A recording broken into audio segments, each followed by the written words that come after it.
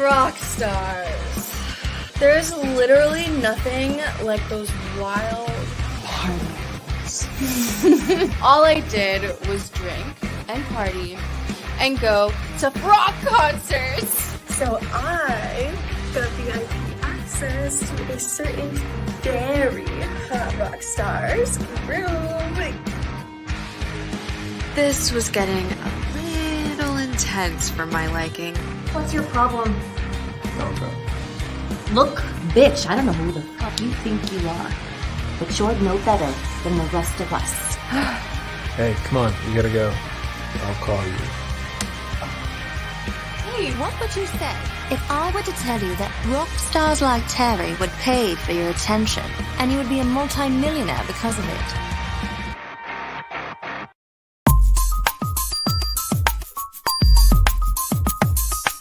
Real Talk. Hey, I'm Gina Lou, and you're listening to Real Talk with the Director on Dollhouse Radio. Hey, what's up? It's Logan Browning, and you're listening to Real Talk with the Director on Dollhouse Radio. Real Talk. Hi, this is Alana De La Garza, and you're listening to Real Talk with the Director on Dollhouse Radio. Hi, I'm Diane Franklin from Better Off Dead and Bill and Ted's Excellent Adventures. You're listening to Real Talk with the Director on Dollhouse Radio. Hi, this is Monique Capri, and you are watching Real Talk with the Director on Blog Talk Radio. Hey, I'm Stormy Maya, and you are listening to Real Talk with the Director on Dollhouse Radio. It's Vicky Judy, Orange is the New Black, and I'm here with Real Talk. Yo, what up? This is Jay Ellis, and you're watching Real Talk with the Director on Dollhouse Radio. Keep it locked. Hi, I'm Frida Parks. You're listening to Real Talk Radio with the Director. Hey, I'm Issa Rae, and you're watching Real Talk with the Director on Dollhouse Radio. All I'm offering is the truth, nothing more. And nothing less. What's up? Welcome to another edition of Real Talk with the Jedi Council and the Director. I'm the Director. Be with you for the next 120 minutes or so. Give or take. Real Talk is brought to you each and every Monday by B2S Media. We broadcast live via the World Wide Web on YouTube.com/the IE Network or /IE Network TV. And the social network itself, Facebook, aka Meta, and Twitter, of course. So, we're back again. Thank you for coming back, joining us for another Monday. We are here today. What's today? The 18th. I want to give a shout out. Well, birthday was yesterday, but shout out to my firstborn child, my oldest daughter, Alexis. Birthday. Happy birthday. Birthday was yesterday, but she's somewhere flown out somewhere. No, she's over there on vacation doing what I wish I could be doing. Somewhere, wherever she went, somewhere tropical. So happy birthday to Alexis. Yeah, man. So we back again. Oh, it's been a rough weekend. I've been editing all weekend. A new film that we worked on. Editing this feature right now, and it's just really, yeah. It's good. It's an awesome feature, but it's a lot of work. So a little lagging today, but it's all good. So today we're gonna talk about when you thought you was pulling away from this Will Smith, Chris Rock thing, more reports come out where, I mean, it's not really on them. That's the funny thing. But there was a report that came out that allegedly was tied to that whole situation with Chris Rock. And, it's time to let this thing go. I mean, it's great to talk about something, but, it's time to move on. But we know, as we said last week, you're going to move on from it, but it's not going to be forgotten. It's going to be, people are going to move on from it, but it's never going to be forgotten. There's always going to be that stain on the Oscars ceremony, unless something else happens, like man, a shootout or something happens at the Oscars. Then they won't talk about the slap no more. But unless something like a shootout happens, and if that didn't happen when 3 6 Mafia was in the house, it ain't happening. They won an Oscar years ago for Hard Out Here for a Pimp, and no shootouts. So don't count on that happening anytime soon. Yeah, so we got a report with Thandie Newton, who was originally cast as the main lead female on the new Magic Mike movie, has been fired. Has been fired from the movie. That's confirmed. She's been fired from the movie, and reports coming from that set says that it started. It's not because of, but supposedly, at least that day, it started with a fight between heated argument between her and producer / star of the film, Channing Tatum. And originally it allegedly started with that, talking about the whole Oscars debacle. And then it became a heated conversation, escalated to a full-blown shouting match and fight, and then not physical, but just a whole big blowout, and ended with Channing Tatum leaving set and Thandie Newton getting fired. So, not sure what she was actually fired for. And let's be clear, no one ever, from what I read, alleged that she got fired because of that whole situation, but that was one of the main things. What I'm guessing is because I read some interviews from cast members and crew members, mostly, not cast members, that worked on that set, and they were saying that Thandie Newton was pretty difficult to work with from the beginning. So I don't know, and this is not the first time I've heard reports of Thandie Newton being a little difficult to work with. That's a whole nother story. When Channing Tatum is not having it, he's like, "This is my ish. This is my stuff right here." So I don't know. Also, since the Warner Brothers or Warner's Media and Discovery merger, which happened a while ago, but now the new CEO, the guy in charge of I forget his name, I'll look his name up again, but he's basically the guy who's in charge right now with the whole Warner Brothers, Discovery, whatever they're calling themselves now. There's he wants to, he wants to bring the DCEU, which is the DC Extended Universe, which is their version of the Marvel Cinematic Universe. So it's the MCU and the DCEU. He wants to bring that to the forefront.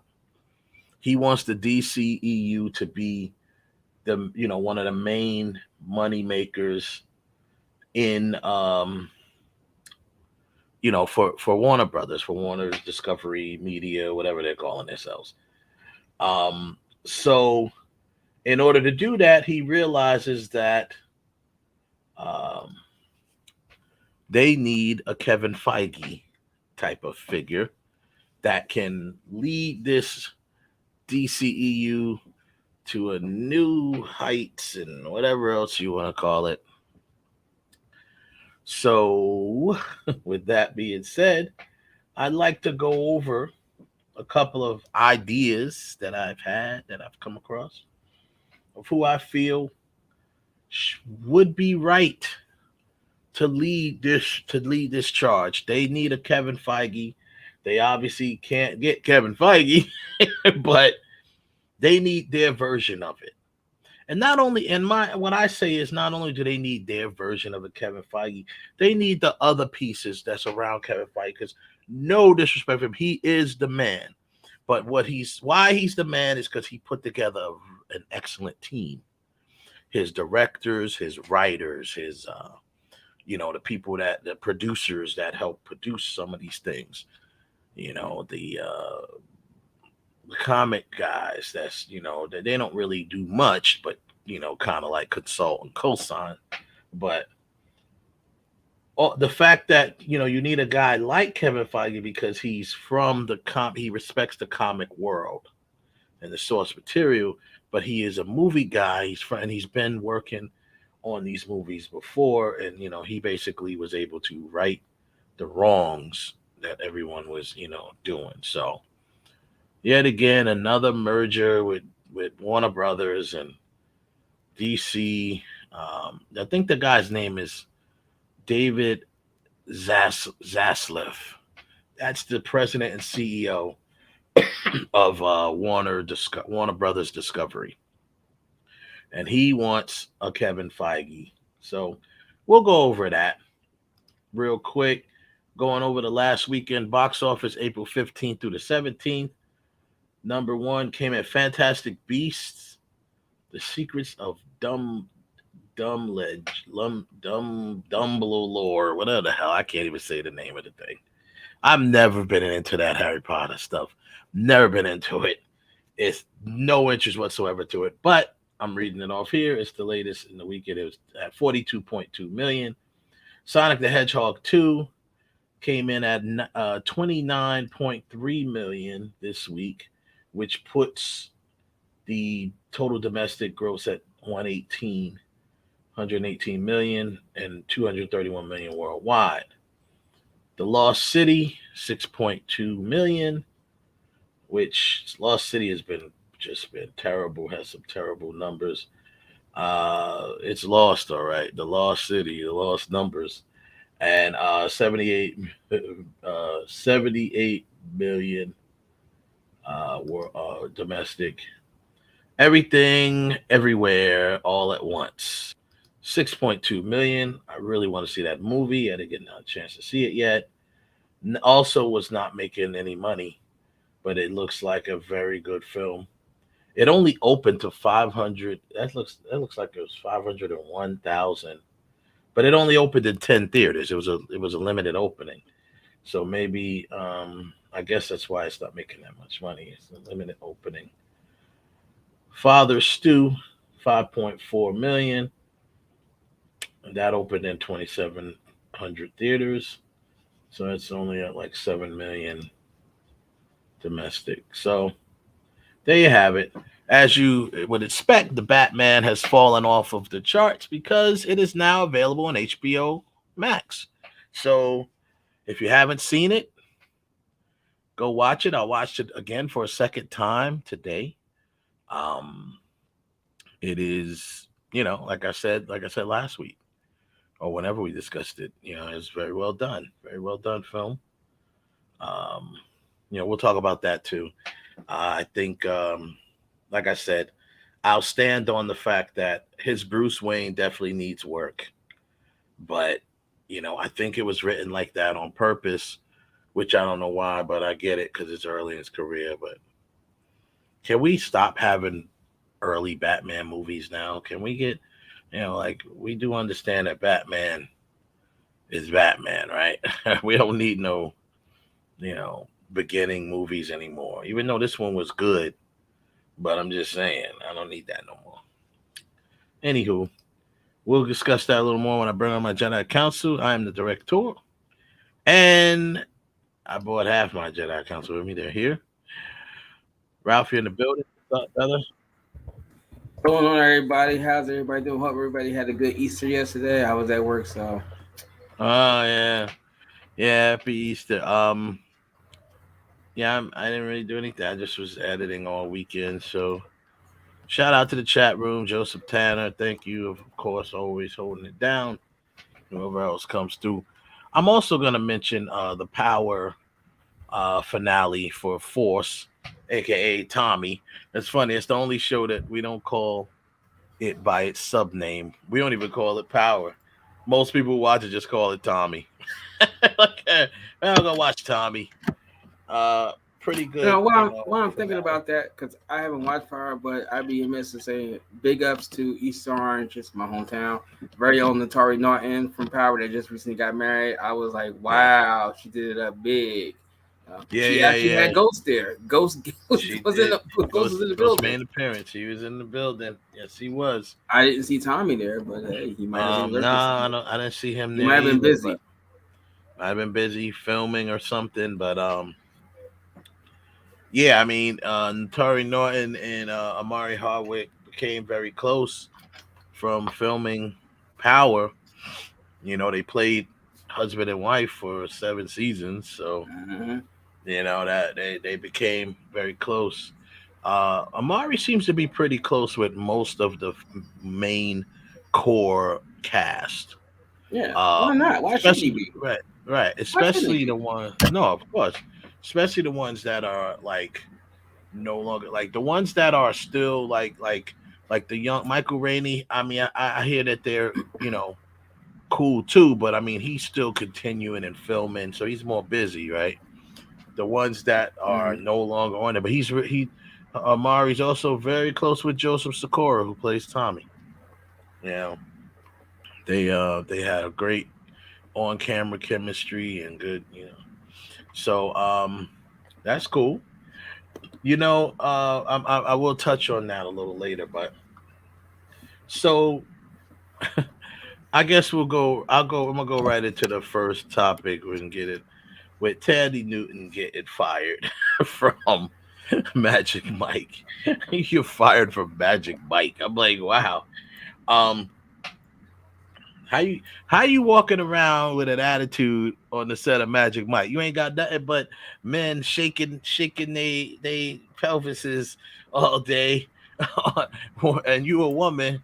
Why are you walking around with an attitude? Well, that's pretty simple because it looks like she's going through a divorce, so she's not. Hey man, and going alcoholic rehab. Can't bring your personal to the set.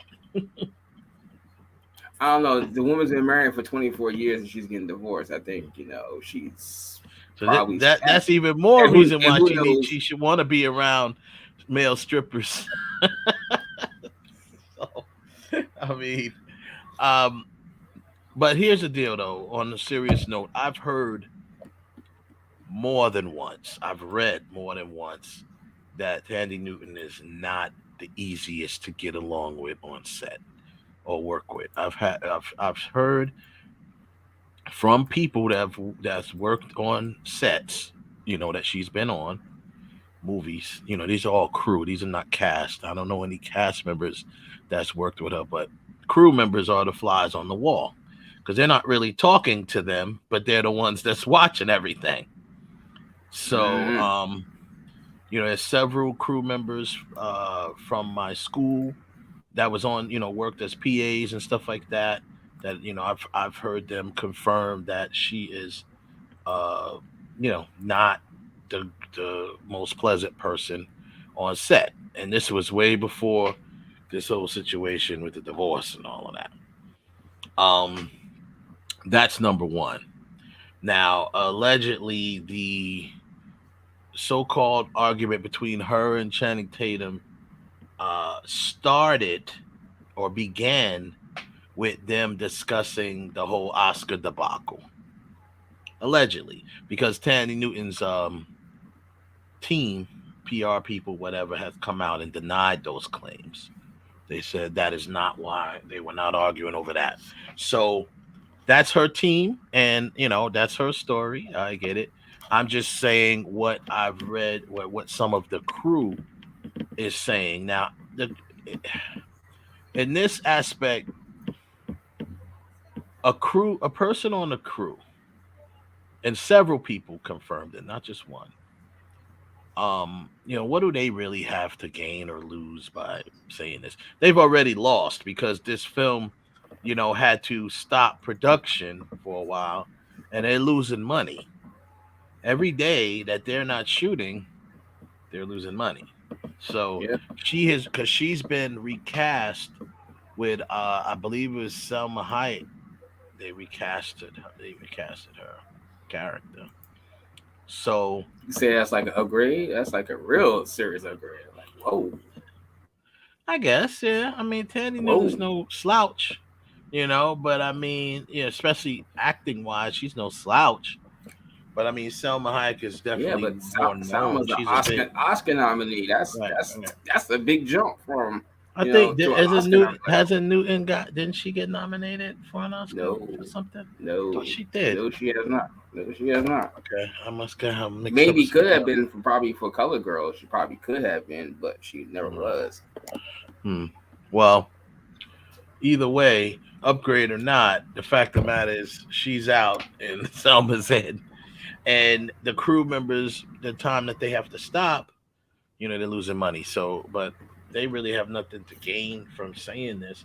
But they have said, trying to see if I can find where one of them was saying, one of the crew members, I believe, says, Channing Tatum is the producer and number one on set.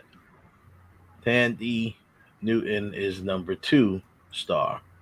But 11 days into shooting, and it's all over. They fell out over the debacle at the Oscars. I was on set. I watched her and watched him. They were in and out of the house we were filming, having this confrontation. It was a tense exchange of words. Suddenly it escalated.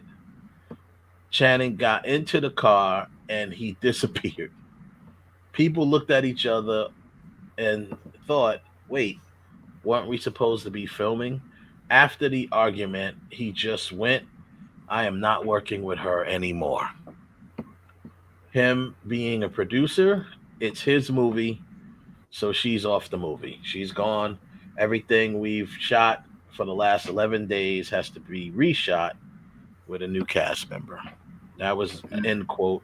That was one of the crew members. I don't know if they ever said their name, but that was one of the crew members who said that. So they said Selma Hayek is going to be taking over the role in immediate effect. So there you have it. Now, like I said, I've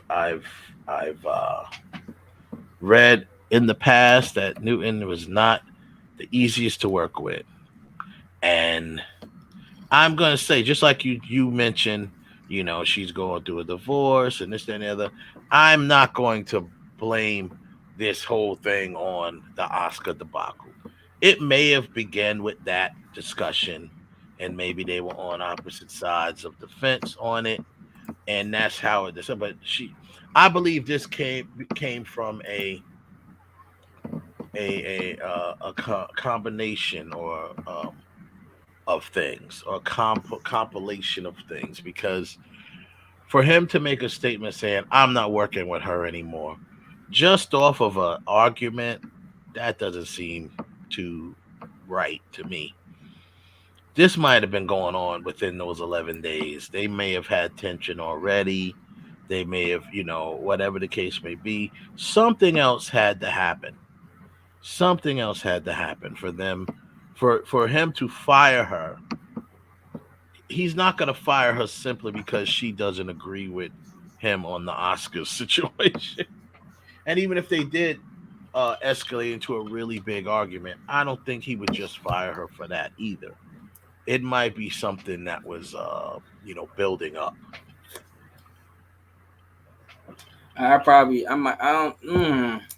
don't know with that one, but I'm going to just label it like this is a simple matter of, not simple matter, but Thandie Newton going through a divorce, and we don't know the reason why she's going through a divorce. I mean, it could be that her husband was cheating on her with a stripper. I mean, who knows?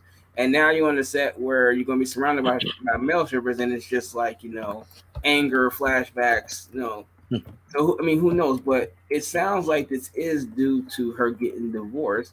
And more than likely, she was probably blindsided by it. Probably. 24 years in marriage, and you're talking about I'm going through a divorce. I mean, that's kind of stressful out. But also when you start talking about rehab, I mean that's a drinking problem or a substance abuse problem. That's not because of going through a divorce. It's just not. You may take a minute or two off because hey, maybe you found out and you start drinking because you like hiding the pain. It's not. I don't think there's enough time, and I'm just just guessing here. That's not enough time to develop a drinking problem or a drug problem. This is something that's been going on for a while now. Wow, you know.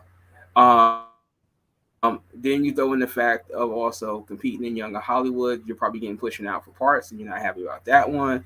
Probably but I mean, saying that you she's the look one like Zoe Saldana. Remember, she was the one who came out and made that statement not too long ago about so-called apologizing to dark-skinned actresses for, because she's always blamed for taking their roles, taking their men. I don't know why she even made this statement, but like she gave this statement to me was very unnecessary to make because it was like taking what a lot of people, or not just refer to, what is known as colorism in Hollywood, and trying to flip the script back to almost make it like make herself the victim, because she gets a benefit of it or whatever. Mm-hmm. Like don't even bring it up. You know what I'm saying? Like, even if that is true, if you are a benefit of colorism where Hollywood is going to cast the lighter skinned black person over the darker skinned black person, especially as the love interest or anything like that. Even if that is the case, which that has been the case a lot in Hollywood, why are you even talking about it? You're making things worse, actually, by making a statement on it. It really makes me sad that people who look like my mother don't accept me or something like that, she says, I find myself, apologizing. I'm sorry that I'm taking your roles and taking your men or something like that. I'm like, why'd you even bring that up? So, I mean, I don't know if she's stressed about getting pushed aside or losing out roles, but she shouldn't even have mentioned that, in my opinion. I don't know. I've never had the pleasure of meeting her or working with her. I don't know anyone who personally knows her, but I have spoken to crew members that's worked on films that she's been on in the past.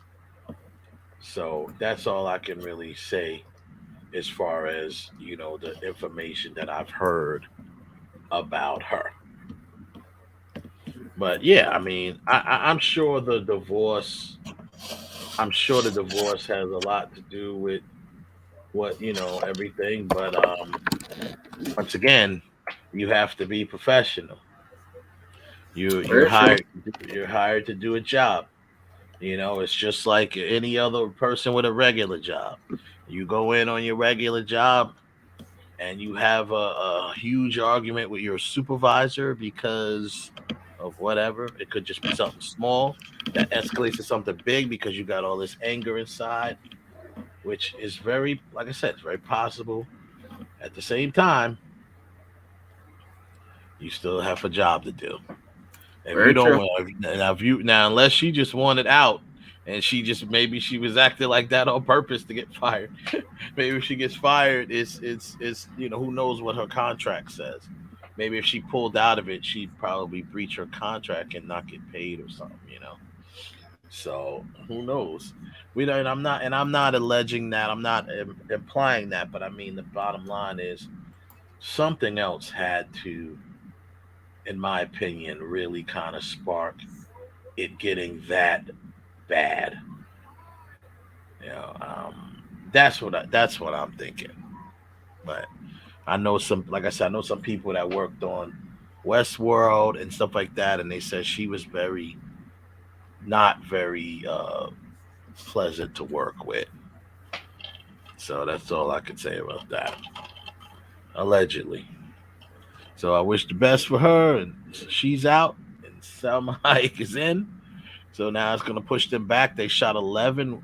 They said what, 11 days into shooting? Yeah. So they have 11 days worth of footage shot that they cannot use. Happens a lot. Yes, it does. I mean, happens more than what you know. It happened on Back to the Future. They had way more than that shot. They had weeks in the can. Yeah, they had weeks in the can with Eric Stoltz. They had like half the movie shot with Eric Stoltz. You know what? It's funny you said that. I'm actually surprised, and maybe not. I'm gonna say surprised that with all that we have with DVDs and Blu-rays, that they never thought to put that footage out so that on a Blu-ray or something like, or maybe as a digital download or something so that people could see it and just see what was going on. I mean, I don't know if you ever. I think you could find it. I think you could find it out there because I've seen it like on YouTube and stuff. Yeah, but it's like really grainy. It's not the greatest. I'm just kind of surprised that now they wouldn't at least put it out there so people could at least see it. But who knows? Maybe they'll never do that because at some point, I guess you ask why they were not very proud of it. Yeah, they were not very proud of it. Yeah, they weren't very proud of it, and at the same time, they may have to, get some sort of release from him or something like that because it's really not going to paint him in the best light because really, it's just a reminder that they fired him because he wasn't right for the role. He wasn't. It's not that he's not a good actor; he was just too serious, and he took the whole. When you watch the movies that made us, they said. He completely interpreted the script differently from everyone else. He looked at it from a serious standpoint and, oh my God, he must be really scared because of this and that, like he just completely ciphered it completely different than he didn't look at it as a comedy. And they're like, yo, man, we just want to laugh. Like, yo, we don't want we don't need you to be like all scared because he's like, oh my God, everything he knows has changed. He woke up into a new world and his parents are this and that and blah blah. He must be going crazy inside. Like, nah, bro, we just want some jokes. Like we don't really want to. It's not that serious. But exactly, and that's what it was. But yeah, we'll see.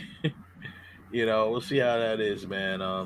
Thandie Newton has she's next up for her is Chicken Run, the new Chicken Run. She's doing a voice on it. Dawn of the Nugget. I wonder if Mel was that about the beginning of the chicken nuggets? Maybe it must be. Maybe they about to be turned into chicken nuggets.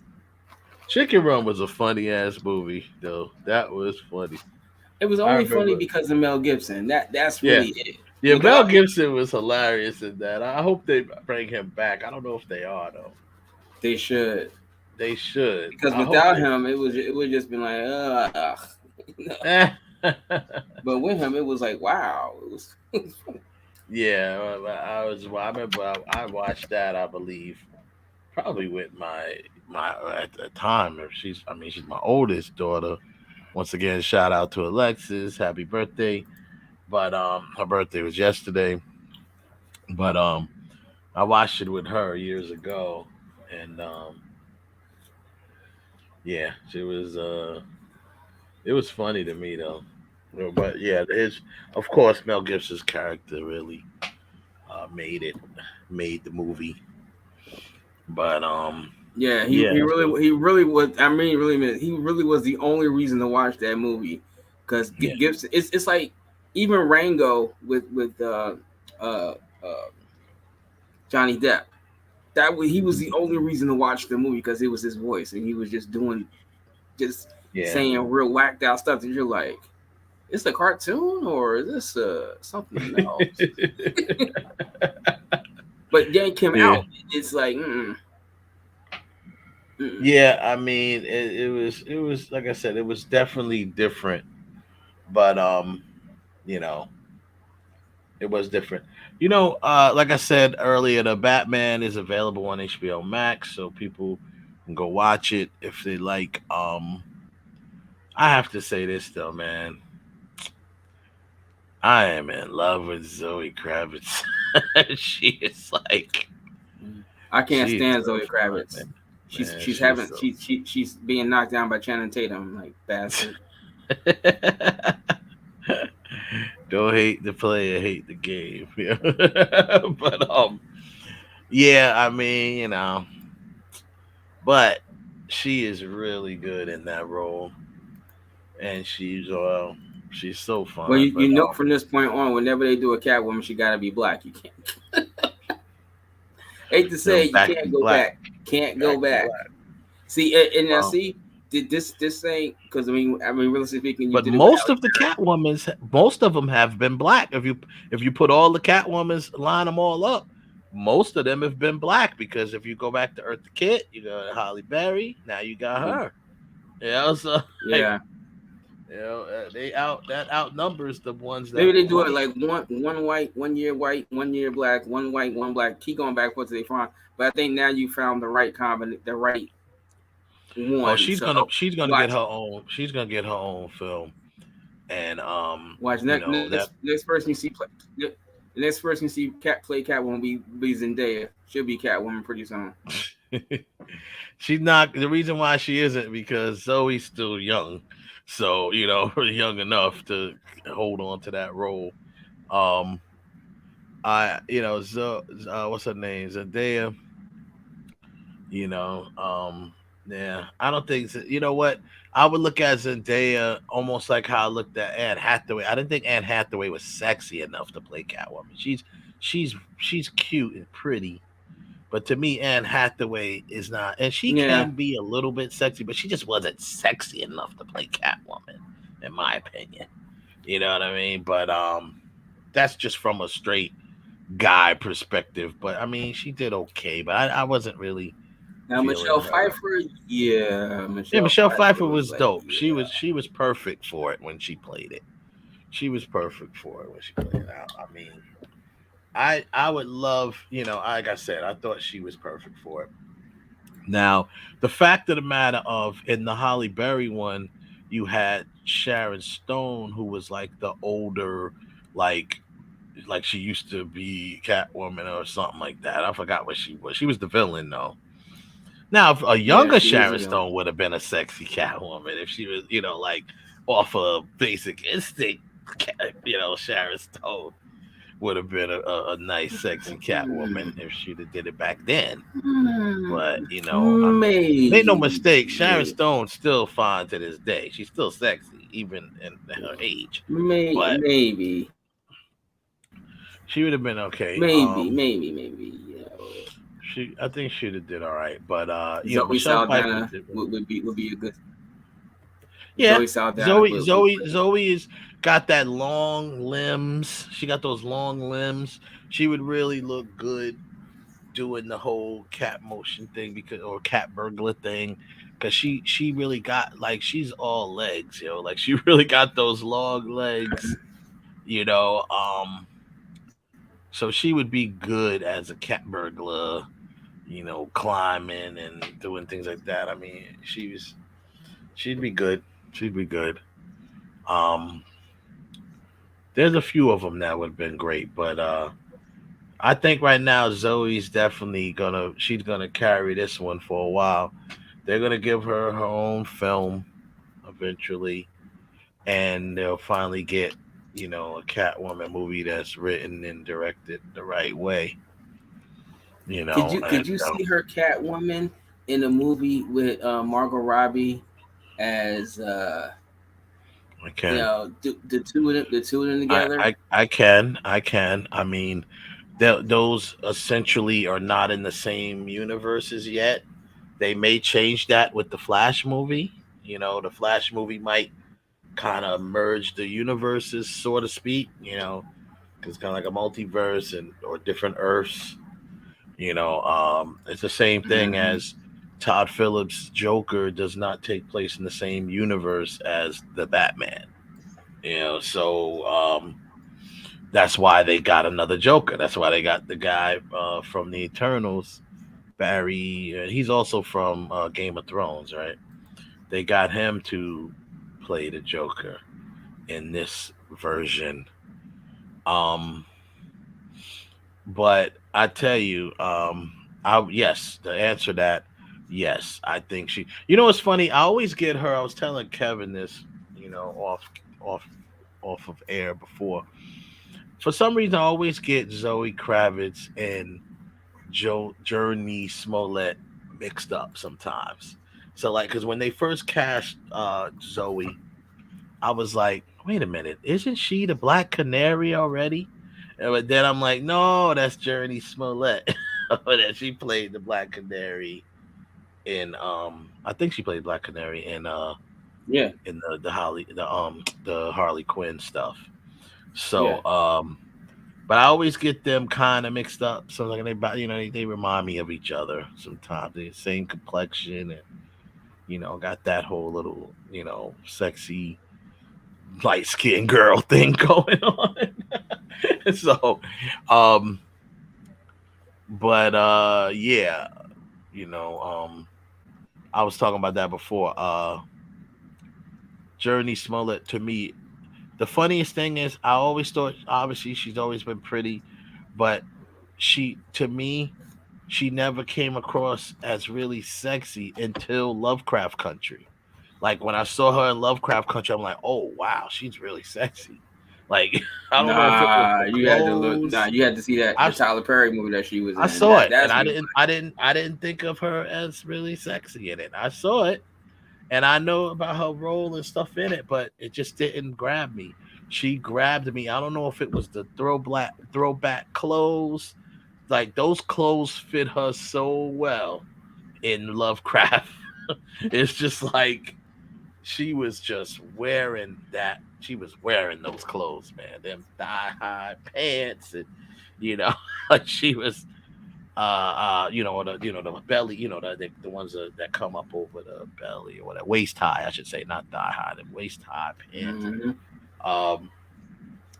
She just like it was. I don't know. She caught my attention in Lovecraft Country.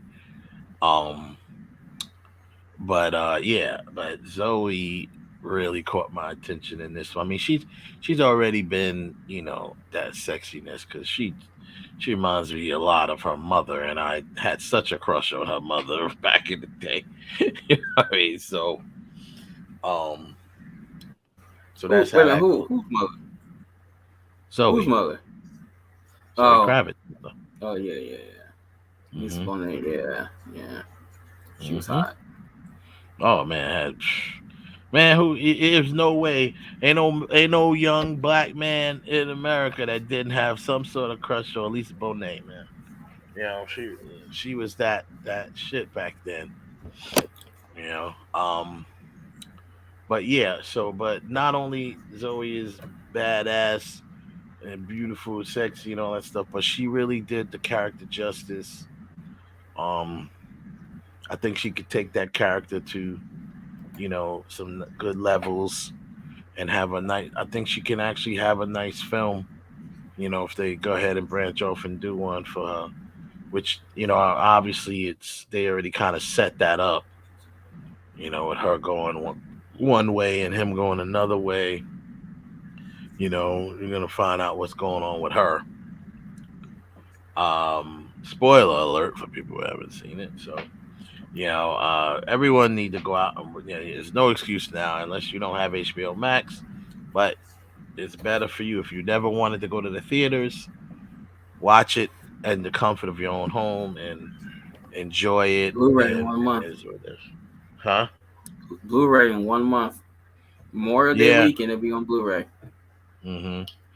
Yeah, I mean, and by that time, by in a few weeks, the Multiverse of Madness will be in the theaters. I actually bought my ticket already for it. That's gonna be one of them joints like I did Spider-Man. And I bought my 2 seats so I can keep people away from me. I'm in the corner. My seat to the left of me is spoken for, and so I ain't got nobody to the right of me, and I'm in the back. So I got nobody behind me. I got people in front of me, obviously, but I got nobody behind me. No one to the right of me. No one to the left of me. Or at least the immediate left. Um, so I'm gonna go watch that, and that's gonna be great. The Thor Love and Thunder trailer came out today. Not impressed at all. Not impressed. I mean, I know it's just a teaser, but I'm one of the people you may or may not remember back when we were talking about. I wasn't a big fan of Thor Ragnarok. I didn't like where they took Thor. I don't like this whole, I like, Taika, what TT or what Kiki, whatever his name is. He's a good director, but I just think they're too much. They pile in the jokes too much on with Thor. He's the Norse god of thunder, and I know you gotta, he's always been, a little bit, you've had some, played with him and stuff, but I always thought Thor Ragnarok, not one of my favorite Thor movies. It was a good film, but it wasn't one of my favorites and of the MCU. And unlike, I don't know if I was in the minority, definitely, because a lot of people loved that film, and they crack it up. Oh, it's so funny. It's not supposed to be so funny. It's not a comedy. You know what I'm saying? So I'm just like, too much, a little too much on the comedy for me. It felt like, if you really go back and watch it, it feels like a buddy movie comedy, like Lethal Weapon. Well, Lethal Weapon's not a comedy, but worse than Lethal Weapon because it's not a comedy. More like Ride Along or something like that. Too many jokes to me, and not enough, whatever. And I see that going in that same direction because that's the style of Taika, and that's what he does, especially with this character. So, and then he throws his character in, that rock character, the rock man, whatever. So it's just like, we're gonna have a whole nother.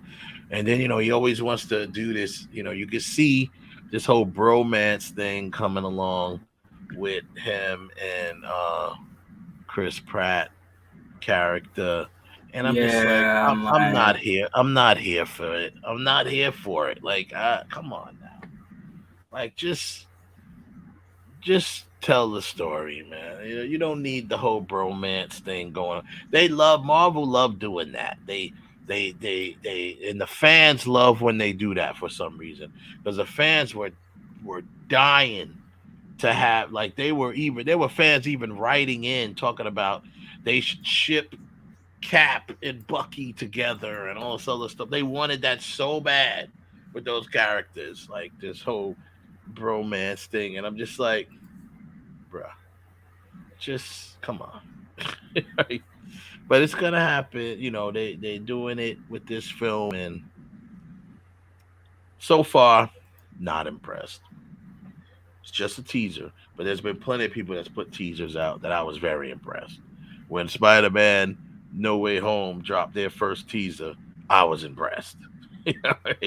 So, like this, I'm just like, You got to see Jane Foster as the mighty Thor. Okay, cool. She looked good, but all that in between stuff, the whole thing with him and the Guardians, I'm like, come on, man. Now you don't have Hulk to be your buddy thing, and that's how they made with the Hulk one. They made it more funny. That was the funniest Hulk ever was in any movie. Was in Thor Ragnarok. Mm-hmm. So I'm just like, not here for it. But speaking of the MCU and all that stuff, so the MCU, as we know, the Marvel Cinematic Universe, has been very successful, and they've have been doing their thing all these years. 10 years of Marvel movies, and they just keep going and going. And now it's movies and television with the help of Disney Plus and the series. Right now, currently, Moon Knight is the series that's currently streaming on Disney Plus. And they're doing a good job on that too. It's only been like 3 episodes so far, but Moon Knight is a very minor, less known character from the comic books. Even people who collect the comics don't have a lot of Moon Knight stuff. But I tell you one thing that Marvel has been and Disney has been superb at doing: taking something and introducing it to the masses without them being like completely confused of who and what is this character. Because you could go into this show not knowing a damn thing about Moon Knight and still enjoy what you see. So that's what I can say to the people out there who are not Moon Knight fans or not even big comic fans, may have no idea who this guy is. You can look him up, number one, and find out a little more about it, the character. But number two, they do a good job of putting that stuff out there and for you to still understand it. So the MCU is obviously very successful. Now over in Warner Brothers, they have the DCEU, the DC Extended Universe, which consists of pretty much the films that we've seen in the last, also in the last like 10 years or so. It consisted of obviously the main three, the Trinity as they call them, Superman, Wonder Woman, Batman. All of that stuff falls into the DCEU, and all different ones. And it's really like it's everything because it's the DC Extended Universe. So all the Batmans, the Batman from this one, Snyder's Batman, and Keaton's Batman, they all fall under the DC. Well, now they do. Obviously, the original one didn't. It didn't exist when they made that Batman 1989. But so anyway, the DCEU, or the MCU, the Marvel Cinematic Universe, is headed up by Kevin Feige, who has been great at leading this charge. He's a great leader, and all the people under him. He has a great team, and they are all, they all give credit to him. So the DCEU, after the Warner Brothers merger with Discovery, the CEO wants to bring the DC universe into the forefront. They have the elements to do it. They just need to fine tune, and let's just hope that the new president CEO wants to take a hands-off approach once he appoints his Kevin Feige, whoever that may be. He'd take more of a hands-off approach and let this person develop this universe. Don't make drastic moves. They're talking about possibly overhauling a lot of stuff, as in Superman and maybe even Wonder Woman, and recasting and this and that. And it's just like, don't jump the gun yet. Try to bring, something together and see what you got. But don't, So I had some ideas, some suggestions of who I think should help lead this new DC Extended Universe into the sunset, or into, The whatever sunset. you want to call it. Yeah. Resurrect. The resurrect, into the new pastures, whatever the hell you want to call it. So I said the sunset, but I meant the promised land. Into the promised land. Yeah. And I'll start with, okay. First off, I'm gonna say that although we would love to have, Kevin Feige type of guy where it's that one figurehead, and he kind of has his own thing going on over there at Disney. He demanded to have, like full creative control and stuff like that, and it's worked out for them. I think DC would have to do it because you're not going to find another Kevin Feige. So I think, and not even a person that's really in the position that Kevin Feige was in or is in. So I'm thinking you need to go the route of maybe like a three-headed monster, like three, figureheads. One person who's being like the main person, but a three-headed monster, if you will, that will consist of an executive, a movie person, and a comic person. Those are the three, because that's kind of like what Kevin Feige is in one. He's not a comic person like from the comics, but he respects and always wanted to root his stories in the comics. But he's enough of a film guy to say he's not just going to take the comics off the page and put it in the movies, because anything that's translated into a screenplay, into a movie, has to make changes. The changes that has to be made. We all, agree with that. The fanboys don't really like it, but we have to be reasonable here.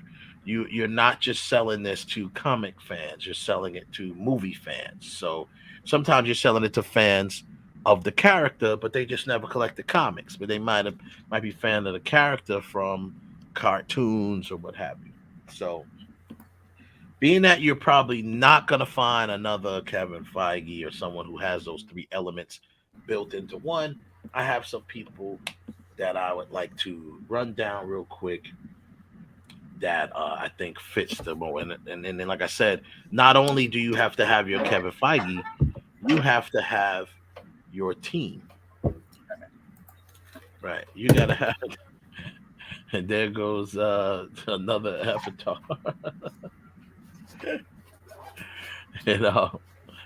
So you got to have your team as well. Kevin Feige is not doing this alone. He hired a spectacular team. Did you see that? Why is Angela's picture? I gotta have a chit chat with us, man. What the hell is going on here? I told you, man. I got another strange girl up here. I told you last week what's happening. Whenever you are obviously sharing an account with other people, and whenever that happens, I'm not sharing an account with that many people. Come on. Doesn't matter. India. It's people who use that account. But first is India, now it's Angela. Like, come on, and I'm man. sure Angela uses that account. So, if someone comes on and they put their avatar on there, so every time before you start your show, you should check your avatar and then re-up. All you have to do is just change it, because it should already be uploaded to StreamYard. You just have, if you had a picture there, you just have to change it back to your picture. That's all. So I do it all the time. Like I said, I guarantee you, if I cut my camera off, it'll probably be my brother's avatar, because he was on here last. So see, as you can see, there you go. Disrespect, he was, though. That's all I'm. But I could just, I would have to come off and change my avatar and all that other stuff. But you have to change your avatar. You gotta come off camera altogether. So, but yeah, that's what happens. So you're like, who the hell? What? I saw it. I knew it was gonna happen too. I was like, here we go. Okay, so some of the people I had in mind, one of them is on the, tip. Let's see if I can bring him up here. Maybe I can screen share. I don't know. This is not really like a top 5 in any particular order, but I do have my number one person at number 1. Share screen. See if I can. This thing be bugging out, man. Where are you at? All right, let's go here. Do boo later. Well, I think whoever it would be, they would have to be someone that will realize that running the DCU would be a full-time gig. So, well, I mean, yeah, but that's why I think it. That's why I also think it's gonna have to be multiple people because it's hard to build another Kevin Feige. You know, it's hard to build. Okay, what am I saying? Why am I having issues again? And hell, not really, because realistically speaking, you could say Kevin Feige is the son of George Lucas, who's the son of Gene Roddenberry. I mean, it is humanly possible. Now, granted, Kevin Feige, the Marvel Cinematic Universe doesn't come out of his brain; it comes out of somebody else's. So he just manages it. But the point is that it's less than what Lucas and Gene Roddenberry had to do, or Rod Sterling. It's less than what they had to do, but they got it done. So certainly you can find it, but it has to be someone that's going to dedicate themselves to building the DCU up to whatever level you think it should be at. I'm not saying it's got to be Marvel, but whatever level you think it's going to be at.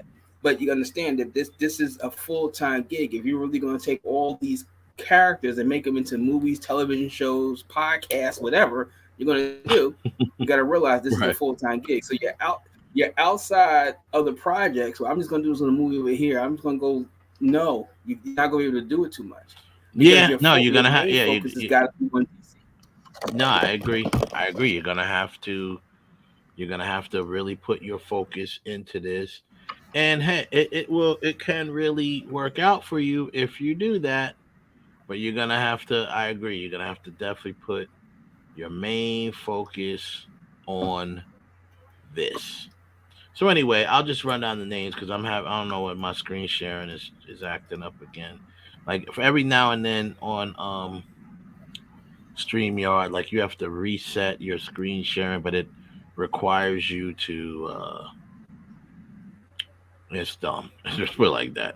Requires you to reset your computer, which I cannot do in the middle of a show. So that's not gonna happen. So let me see if I can. What is this? Will it share with this? Nope. Okay. So anyway, all right. So one person that came to mind is Christopher Nolan. As one, and like I said, I don't have. Nolan does not qualify as of Kevin Feige by himself.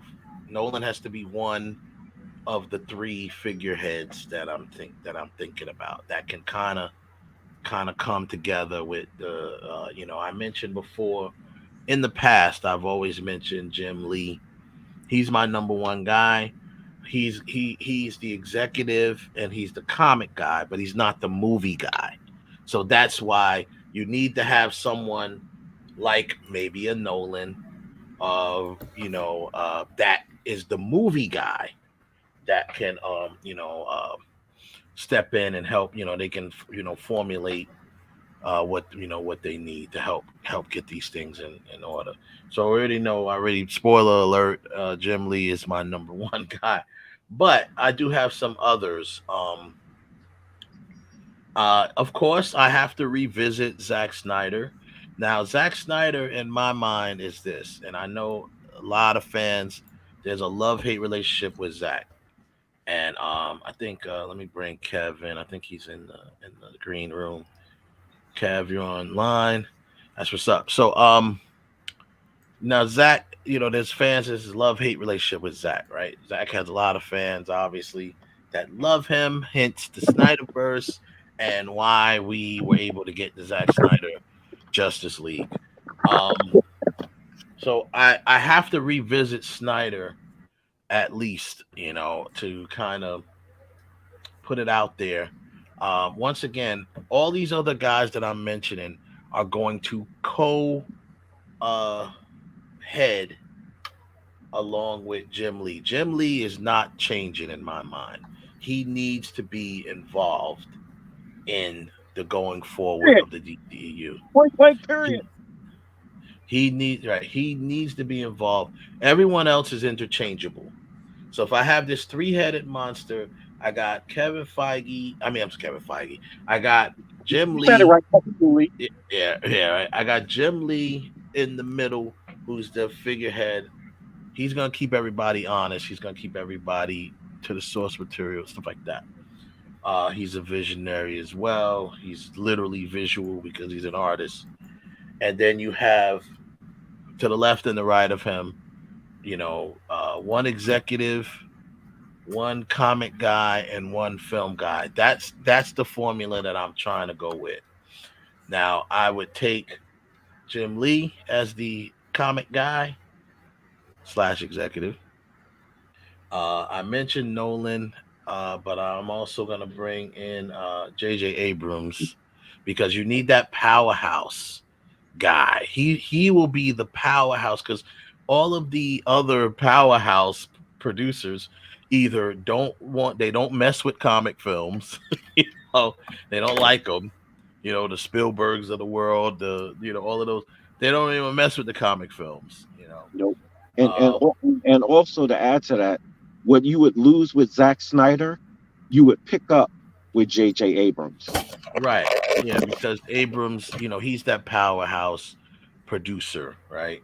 So Abrams, you could have him as one of the film guy, and you could have, like I said, you could, if you want to bring Zack Snyder, you want to interchange him with Nolan, that's fine too. Another person that popped up on my radar that I wanted to mention is Reginald Hudlin. Reginald Hudlin is a nice combination. He's actually closer to a Kevin Feige, meaning he has the elements. He's a film guy. He's a comic guy. You know what I'm saying? He has chops on both ends. He's been a filmmaker, as we know, since the 80s. And he's also a comic. He's written for comics. He's actually written. It was his storyline that everyone pretty much feels that the new Black Panther with the Shuri storyline as the Black Panther, that was Reginald Hudlin. That was his story.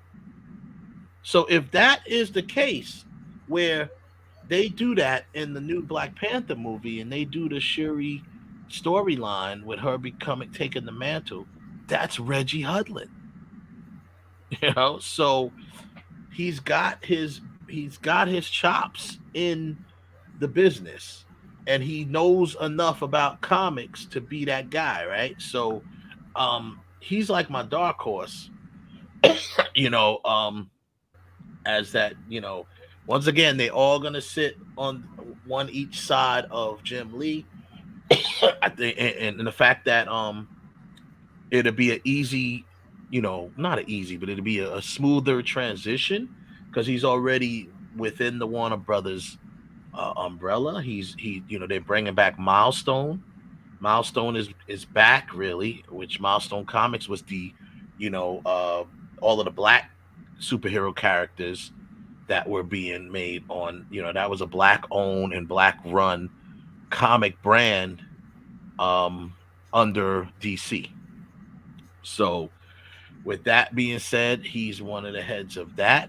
So he would be a good person to sit up there on in the executive office, because then he can go ahead and start bretching and bringing Milestone stuff to the screen. Or is it Static? Yeah, Static or Icon, who is basically Black Superman. Icon is Black Superman. So they talking about all this Black Superman stuff. Like I said, I didn't agree with it because you don't need Black Superman. You have Icon. You know what I'm saying? Just bring him and tell his story. Static, Black Lightning, all of them. Actually, you don't even need. Not that we don't need it. We can definitely use that. But hell, Black Adam is going to be Egyptian. He's going to be black. Right? Yeah, he's going to be Egyptian. So I think Reggie Hudlin is a good choice to have up there. So now you have the execs, and like I said before, you got to put together the team. So Kevin Feige has Favreau, he has Filoni, he has they're specialists at their thing. Filoni's more on the Star Wars side, but still you got Favreau, you got Taika, you got the what are the I still can't remember those brothers' names. The brothers that directed all of the like Endgame and all of that. What is their name? The Russo brothers. Russos. Thank you. I couldn't think of their names. So you got the Russos. Like those, all of their team of directors that really moved the MCU. Those are the ones that they were relying on the most. It was basically the Russos. Who's the guy who did Gunn? It was the Russos, Gunn, Taika, and Favreau. They were pretty much the ones holding down the MCU, right? So you got to build your team. So I'm thinking on this side, we already got some that's already in the fold. James Wan, got to keep him. Got to keep Wan in the team of directors. Snyder, of course, you got to keep Snyder involved. I can give, really, I don't really care if I'm not going to add Patty Jenkins because she really kind of like messed up for me. She, like, how you mess up Wonder Woman? All the elements was there for you. Why is she even in the conversation? I'm bringing that up. Nolan, of course, I'd bring Nolan back into the fold. But then some of the ones that we already have, Todd Phillips, who directed Joker, I'd keep him in the camp. Reeves, who just directed the Batman, I'd keep him in the camp. And Homefall from Punisher Warzone. They'd have to go after her, and see if they could bring her to the camp. But she'd be a nice one to go after. They already also they got James Gunn as well. They're pretty happy with him. They gave him surprisingly way more control than any of the other directors really had, which was so interesting. That like they gave him so much control over the Suicide Squad, like they didn't try to stick their noses in it. You know what I mean? Where it was like they were constantly battling Snyder, and it was just like here come they bring James Gunn over there because of his success with the Guardians of the Galaxy. So they're just like, okay, do what you want to do. Just give us a good movie, or give us a movie that's gonna sell. That's all they care about, right? So you can still mess with Gunn. Reason why I like Gunn is because he thinks differently. I love that I call it evil Superman movie that he did. I mean, that was what was that movie called again? It's just basically the story of Superman. That was Brightburn. Brightburn, yeah. Brightburn. Yeah. That was I thought that was really good the way he did it. Gunn he's one of them dudes that's bold, so he's good to have because DC has a lot of characters that Gunn could have fun with.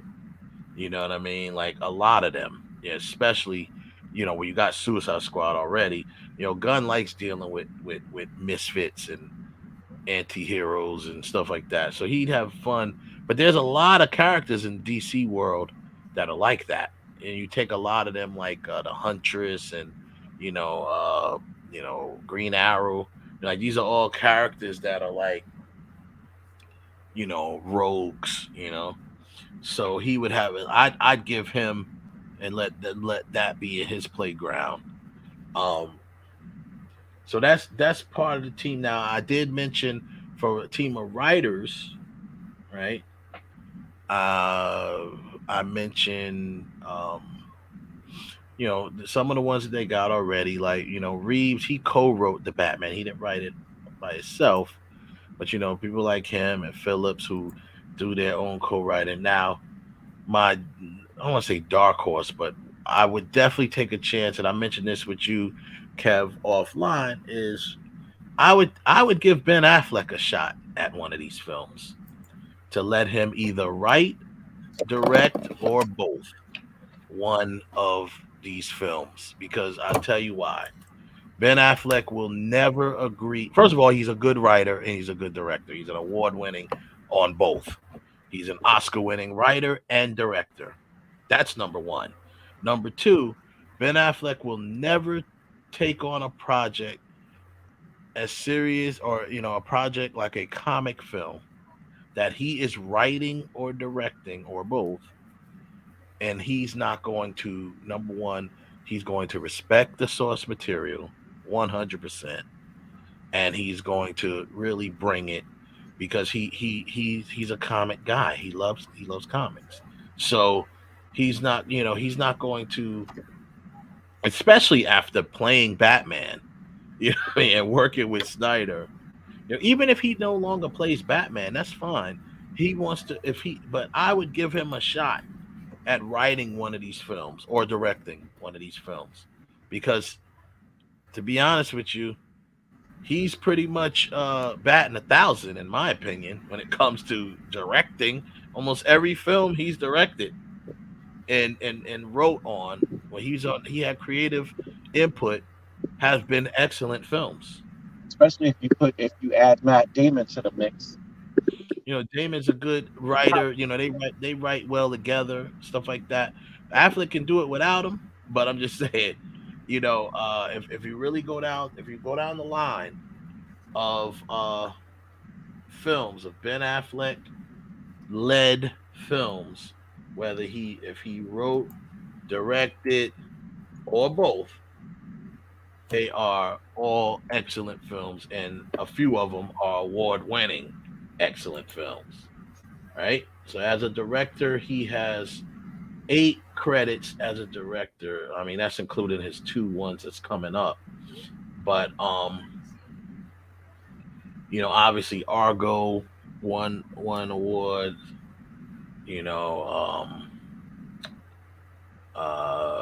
And of course we know that Good Will Hunting is the writer's credit award. That was one.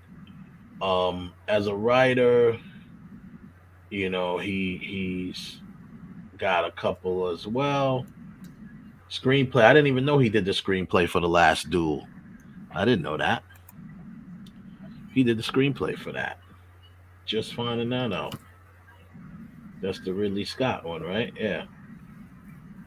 Did not know that. So, Affleck, no, he's doing his thing, man. He knows what he's doing. He's definitely worth taking a chance on. Huh? He starred in that too, right? The Last Duel? I don't know. I don't think I watched that. I don't think he was in that though. And Matt Damon was. Matt Damon was in it. Yeah, Matt Damon was in it, and Adam Driver. Adam Driver. Yeah. I don't know why. I thought Ben was in it too. He might have been in it. I'm looking up the credits now. Maybe he was in it. Yeah. Okay. Yeah. He was in it. He was in it too. I didn't see it, but I don't. I didn't realize that he did the screenplay for it though. So and Matt Damon as well. They both wrote on that. They both got screenplay credits on that film. So as we know, we already know that he's a good writer, excellent writer, an excellent director when he does his thing. The Town didn't win no awards, but The Town was a good film he directed, So I think that's like the main people that I have for the team. I said Juan, got to keep him on. He's doing a great job with Aquaman. This next one, I'm been reading that the next one's going to be really, really good. So we'll see how that goes. Got to keep these guys on, man. And like I said, When you mentioned Kev, you mentioned the woman from the Punisher Warzone. I'm just trying to. I got to get her name again because I don't remember her name. Who directed it? Lexi Alexander. What's her name? Lexi Alexander. Okay. Interesting. And she's been working with she's worked with DC before, so that's good. She's worked with DC before because she directed a couple of episodes of Arrow. She directed some episodes of Arrow, so she's no stranger to. Oh, and also Supergirl. So she's no stranger to the DC world. It's just more on the TV side. She's been directing with them, but she directed an episode of Arrow, and she directed an episode of Supergirl. So there you go. She's been doing her thing on TV, mostly, but she hasn't directed in a while. She hasn't directed anything since 2019. She's been doing all television stuff. She did Arrow, she did Supergirl, she did Limitless, the TV show, she did American Gothic, she did Taken, the TV series, How to Get Away with Murder, SWAT, and LA's Finest was the last thing that she directed, pretty much in 2019. So she did an excellent job with Punisher Warzone.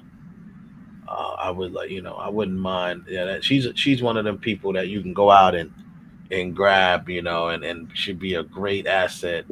Yeah. Matter of fact, fucking go get her and let her direct the Arrow, Green Arrow movie. You know what I mean? And she's already worked, with the character. You know what I mean? So I can see her doing something like that. She's worked with Green Arrow, she's worked with Supergirl. So, but I would like Green Arrow because she's, Green Arrow could be so gritty, and if she could bring that same tone that she did with Warzone, Yeah. as far as the grittiness and the tone of it, yeah, she'd kill it with Arrow, with Green Arrow. But yeah, that's really like my little super team I'm trying to put together. I think at the end of the day, my three favorites are, of course, Jim Lee never changes. We got Jim Lee. I'd say Abrams for the powerhouse, and then I'd say I'd back with Snyder for the vision. Because Snyder's a visionary. He keeps Snyder away from the writing. Just keep him as the visionary and stuff like that. And he's a good director and a good vision guy. He's a obviously he's a visual mastermind. But I'd keep him and his wife as producers, part of the producer team. And then I mentioned this before, and I know Kev don't like it, but I have to say it. The bottom line is, as long as you keep his ass on a short leash, just like who said that before? Was it Grace who said that? But the bottom line is, one of the best writers in Warner Brothers or in DC period is Jeff Johns. Now he's proven that he can't lead because he's an asshole. So he's proven that he can't lead, and he doesn't really, not just because he's an a-hole, but also because he just doesn't know how to. He's just not a good leader. He's not a good leader. He's had his chance. He's been pretty much banished to television. But the stuff that he's writing on television is dope though. So he's writing some good stuff on the DC television side of things. So whether you keep him as a consultant or take some of his stories, like Kev mentioned offline, take some of his already developed stories and make them, so really he doesn't really have to be hands-on, but he'll still get his credit as a writer. Doesn't necessarily have to be hands-on, because you don't want he's gonna disturb the piece. He's gonna his whole thing is he don't get along well with certain people, especially if you bring in Snyder back. So, but he's got to be involved in some way, shape, or form.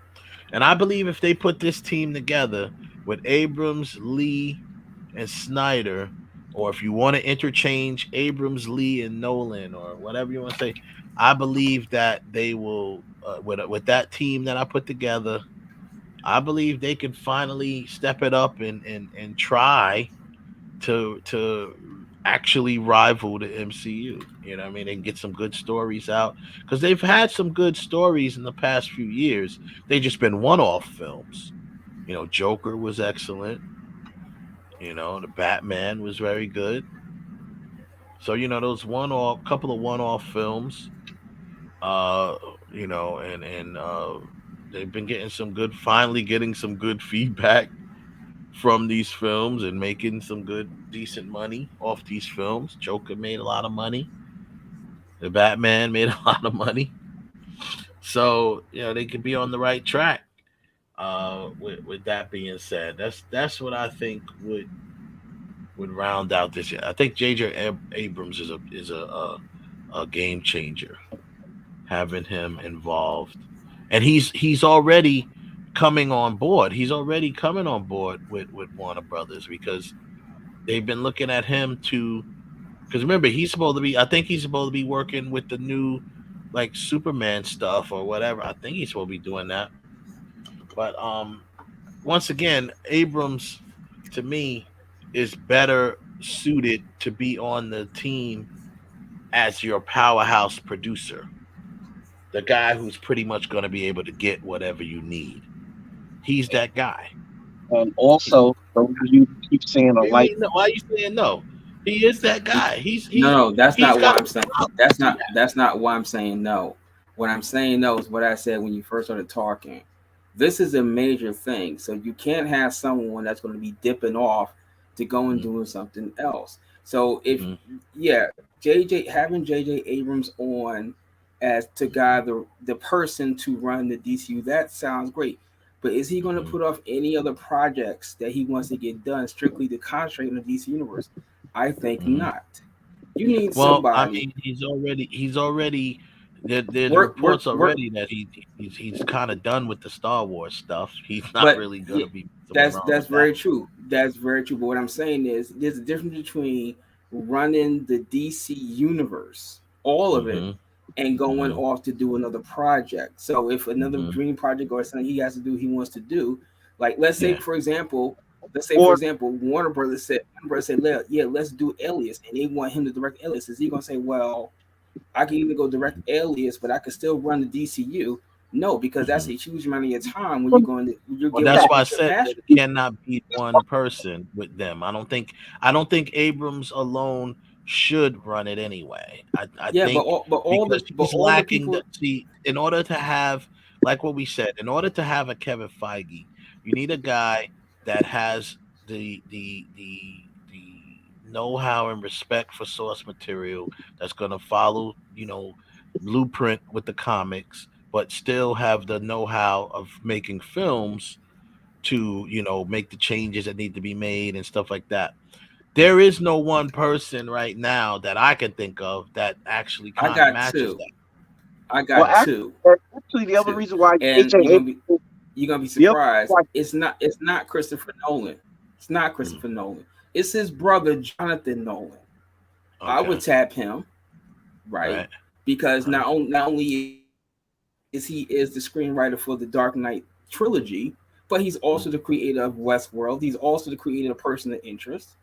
And then, and this might be a stretch, but I would take David S. Goyer, because every single thing that you say, he got that check mark. He got directing, screenwriting, producing, comic books, TV series, video games.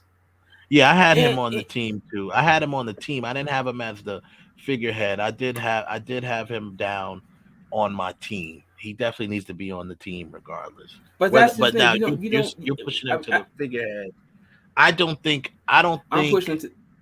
Go ahead. You're pushing him to the figurehead. You're right. I'm pushing to a figurehead because, like I said, the team sounds awesome. No doubt. However, one person can do it.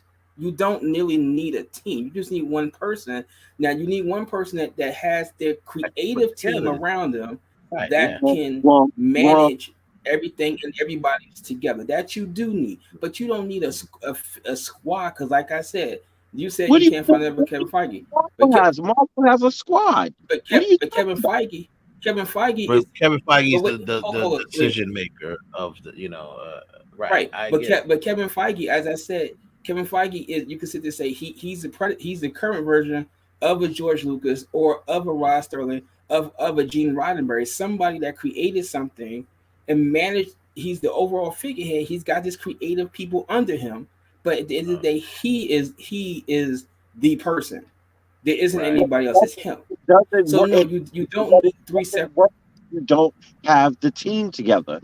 You could have all the figureheads you want, but it's been proven with Marvel, when you don't have the right people that have the vision, Iron Man 3, it doesn't work, because you end up getting some jacked up stuff that you have to end up fixing later. But you're going to always get jacked up stuff. Everybody's vision and what they think it should be may not be the way it's interpreted. You could look at it. You could look at any film series. You could look at any film series that you want. Okay. Here's my point. Throw up in your face. Anyone. Here's what proves my point. The Russo brothers. The Russo brothers haven't failed with one film that they've done for Marvel. Not one. As a matter of fact, every film that they've done is in the top 5 or the top 10 of Marvel films. As a matter of fact, they're in the top 5. Every one that the Russo brothers have done. So that point goes to prove that if you got the right team writing and directing, you can come off the way you're supposed to each and every time if everybody's on the same page. Right, but look at what you just said. Every film they done for Marvel. What about the stuff they done for other people? Can you sit there and say the exact same thing that they done stuff for other people? For other people, I care about the fact that they are comic book. But Kev, Kev. I don't care. Here's the thing. See what you just said. Just what you just said. You don't care. But Kat, that goes what you say. You say you just said you don't care. You're not the person kicking up X of millions of dollars. They do care. But Ralph, if I was, and I'm making a comic book movie, I don't care about other stuff they've done. I care about, okay, this is what you do. If you're making a comic book movie, you gotta care. You gotta really think about and look at what they've done in the comic book movie genre. Okay, but you can't really judge if they did some other the case, film, then I'm, because everyone's done something else. But if that's the case, then if that's the case, then the two people I just said come out above. You can legitimately sit there and say they can come out above the Russo brothers, Jonathan Nolan and David Goyer. You could legitimately say that one. They're not going to, because they haven't had the success that the Russo brothers has had. Wait. Jonathan Nolan hasn't had the success of the Russo brothers? No. Wait. Three Batman movies. Batman movies. Right. All outsold by the Russo brothers movies. Oscar nominations. He had. Yeah. My point is, of course, yes. I like the Jonathan Nolan pick. I still like Christopher Nolan, in on the executive side and stuff like that. Bring them both. They got to come together. I like Jonathan Nolan because he may fit your point, like what you made. He may be the guy that can commit to being the figurehead. You know what I mean? More so than Christopher, because Christopher does a lot of directed projects and other, and as you see, he's definitely not going to be the one to commit, because he has his own things that he wants to do. And at the same time, he's not 100% comic guy. He wants, as you can see, even with the Batman movies, he wants to make it more realistic and stuff like that. So he's not the 100% comic guy. So maybe Jonathan could be that guy. I mean, I'm not mad at your picks. I just think that Goya, I think for me would work better in the team. I don't know. I'm not pick out of all of these other people that you could pick. I'm not gonna pick Goya to head it up. You know, I think he just hasn't. He's proven a lot as a creative. Also going to be I don't think stuck. he's proven a lot. I don't think he's proven enough as an executive. But as a writer and a creator, yes. Not a big fan of his directing, but you don't need to be a director if you're going to be heading this stuff up. You just need to, Okay, you know what, something that's the very same thing. So now let's look back. Was Kevin Feige the world beater before he was picked to be the head of Marvel? No, he wasn't. No, I agree. I'm not saying that he. I'm giving my opinion because I feel there's other people out there that could fit that role. Now he might be the dark horse. He might be that guy, like you said. Like Kevin Feige was part of the producer team. He's part of a bunch of producers he's been groomed to do what he's doing. Right. He's been groomed. That's all his. That was his lane. He started out early on sneaking comic books on set so actors can do their job the way they're supposed to do it. When you had the only comic book films that Goya has produced on, he's an executive producer, was the Blade series and Batman vs Superman. Dark City. He wrote Dark City. Well, I don't think Dark City was a comic book thing. Right. But I mean, but I'm looking at it. And then he's right a producer on the Krypton series or whatever. Mm-hmm. Yeah, I mean he's like I said, I'm not saying not saying that, and he's doing the Sandman. See, there's another thing. Now if he's taking on stuff like the Sandman series and stuff like that, that's a comic. That's a whole thing. That's a whole thing. He ain't gonna be able to commit to doing this because that Sandman that book. I'm gonna go grab it. I have it. This book is like this thick of like. It is whole. I get that, but what I'm saying is it's very easy to sit back and when you're saying, okay, something is happening and you got to go pick an all-star team.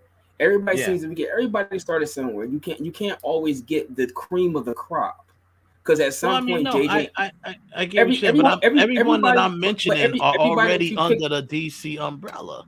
But that's the thing; they don't necessarily have to be under the DC umbrella. They don't have to, but it helps. They have to simply, maybe not. Simply, now I'm gonna be honest. Simply, number one, do they have to understand movies? Yes. They also have to understand comic book adaptations? Yes. Do you have to have respect for the source material? Yes. Yeah, those are all Kevin Feige. Those are the I would think those are the main three requirements that those you have to have. Now, the necessary because as you one of your picks that you mentioned, right? Reginald Hudlin. He doesn't work for DC and he has worked for Marvel, but you have him on your pick because you feel he would be a good pick because he is a good person. Wait. He has worked. He has worked for both. That's what I'm saying. I just told you that he wrote the Black Panther Shuri storyline. He wrote that, and to everyone's knowledge, they're taking elements of that. Is it Reginald Hudlin or Warrington Hudlin? Is it Reginald? No, Reggie Hudlin. Reggie Hudlin. He wrote. I had there was a black person. Right. There was a Black. I looked at the producing part. Look at Warrington, his brother. Yeah. Warrington. The Black Panther. There was an animated series that was on like MTV or something like that came out before the movie even came out. He also was. It was like a stop motion animation type of thing that was on. He is definitely a comic guy. He's written. He worked, and like I said, he's an executive at Milestone, which is DC. DC, right? He's already an executive there. So he Milestone Comics, which just was bought back. They just bought it back, and they're putting, they're gearing up to start putting out films based on the Milestone Comics. The brand is already back. They're putting comics out again because the brand had went away for a while, but he's back. They're back, and he's one of the executives of that. So he's already an executive over on Warner Brothers side of things. He's already been a director, as we know, and like I said, he's a writer. So he's well plugged in to the comics. He's a comic guy. So that's what I meant by, he's got some experience on both levels, and he's definitely got to respect the source material because he's not like a Patty Jenkins, right? Because he is a source material creator. Patty Jenkins. I'm not 1,000% sure of Patty Jenkins right now. I mean, don't get me wrong. I'm not going to totally blame Wonder Woman on her head. Not totally. Deserve a lot, yeah. Not total, but a lot. Right? Oh yeah, 1984? That's totally her fault. She kicked off the whole team that helped her do the first Wonder Woman. She kicked them all off and went where she went. Well, she's gotten, she is going to be getting the third Wonder Woman, so we'll see what she does with that. Definitely. She's got the third one. She's also got a Star Wars movie, or Star Wars Rogue Squadron. Yeah, that's been put on hold. That's been put on hold. Yeah. That's been. Yeah. And I think they're going to wait to see what the third Wonder Woman looks like. They're going to wait to see what happens with Wonder Woman. Yeah. I think they're going to wait to see what happens with Wonder Woman before they commit to that one. They gave her Rogue Squadron just because her dad is a pilot. What is that? What does that even mean? Well, I know it helped that her dad was a pilot. They gave her that based off of Wonder Woman, and they put it on hold because of Wonder Woman 84. So your pilot, your dad being a pilot, we're going to put this $200 million movie in your hand. How the hell is your dad being a pilot guaranteed we're going to get at least $200 million back? It doesn't. Wonder Woman 84 blowing up and making the same kind of money that the first one did. Yeah, that's a little more. That calms our nerves a little bit. But it did. So then, because of what it did, you're like, uh-oh. And on top of that, speaking of off the subject, but speaking of pilot, there are some behind the scenes. There's some BTS footage out there of Tom Cruise actually piloting a jet, fighter jet. Yeah. In Top Gun. That dude, man, I'll tell you something about it. Everyone, people can say what they want about him. That boy, he puts it in. He's that dude. Let me tell you something. There was a scene in one of those scenes, you could tell that that's not CGI. That he's actually sitting in, because I was taking off. When he's taking off. Yeah, when he's taking off. He is in it. He was really taking, because the shot that they did, that they did a shot like that on purpose to show you, like, oh no, nigga, this ain't no CGI. This is the real one. Took off for real. I'll put it like this. That ain't no pilot double. That's the real Tom Cruise in that seat.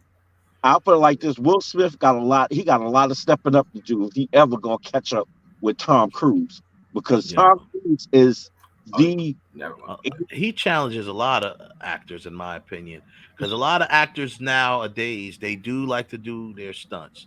Most of them now like to do a lot of their stunts. They're never allowed to do all of their stunts, but Tom Cruise does most of his stunts and the dangerous ones. How they even get insured to do the shit that he does? I don't think he's insured because he's Tom Cruise. That's why. Yeah, because he's Tom Cruise. That's it. The dangerous stunts, like the stuff that could kill you if you're not. But I believe Tom. I don't know if I read that somewhere, but I heard it somewhere. I believe he did go through like the proper training, or like he went to like stunt school or whatever. Like he went to the training. No, he did. He went through it all like he was supposed to. And no way. I'll put it like this: there's no way that he could do that and hang off the side of a plane. Because still, I don't give a damn about him flying a plane. That means nothing to me. He okay, you jumped inside a F-14 Tomcat and took off. Great. I'm jealous of you, but great.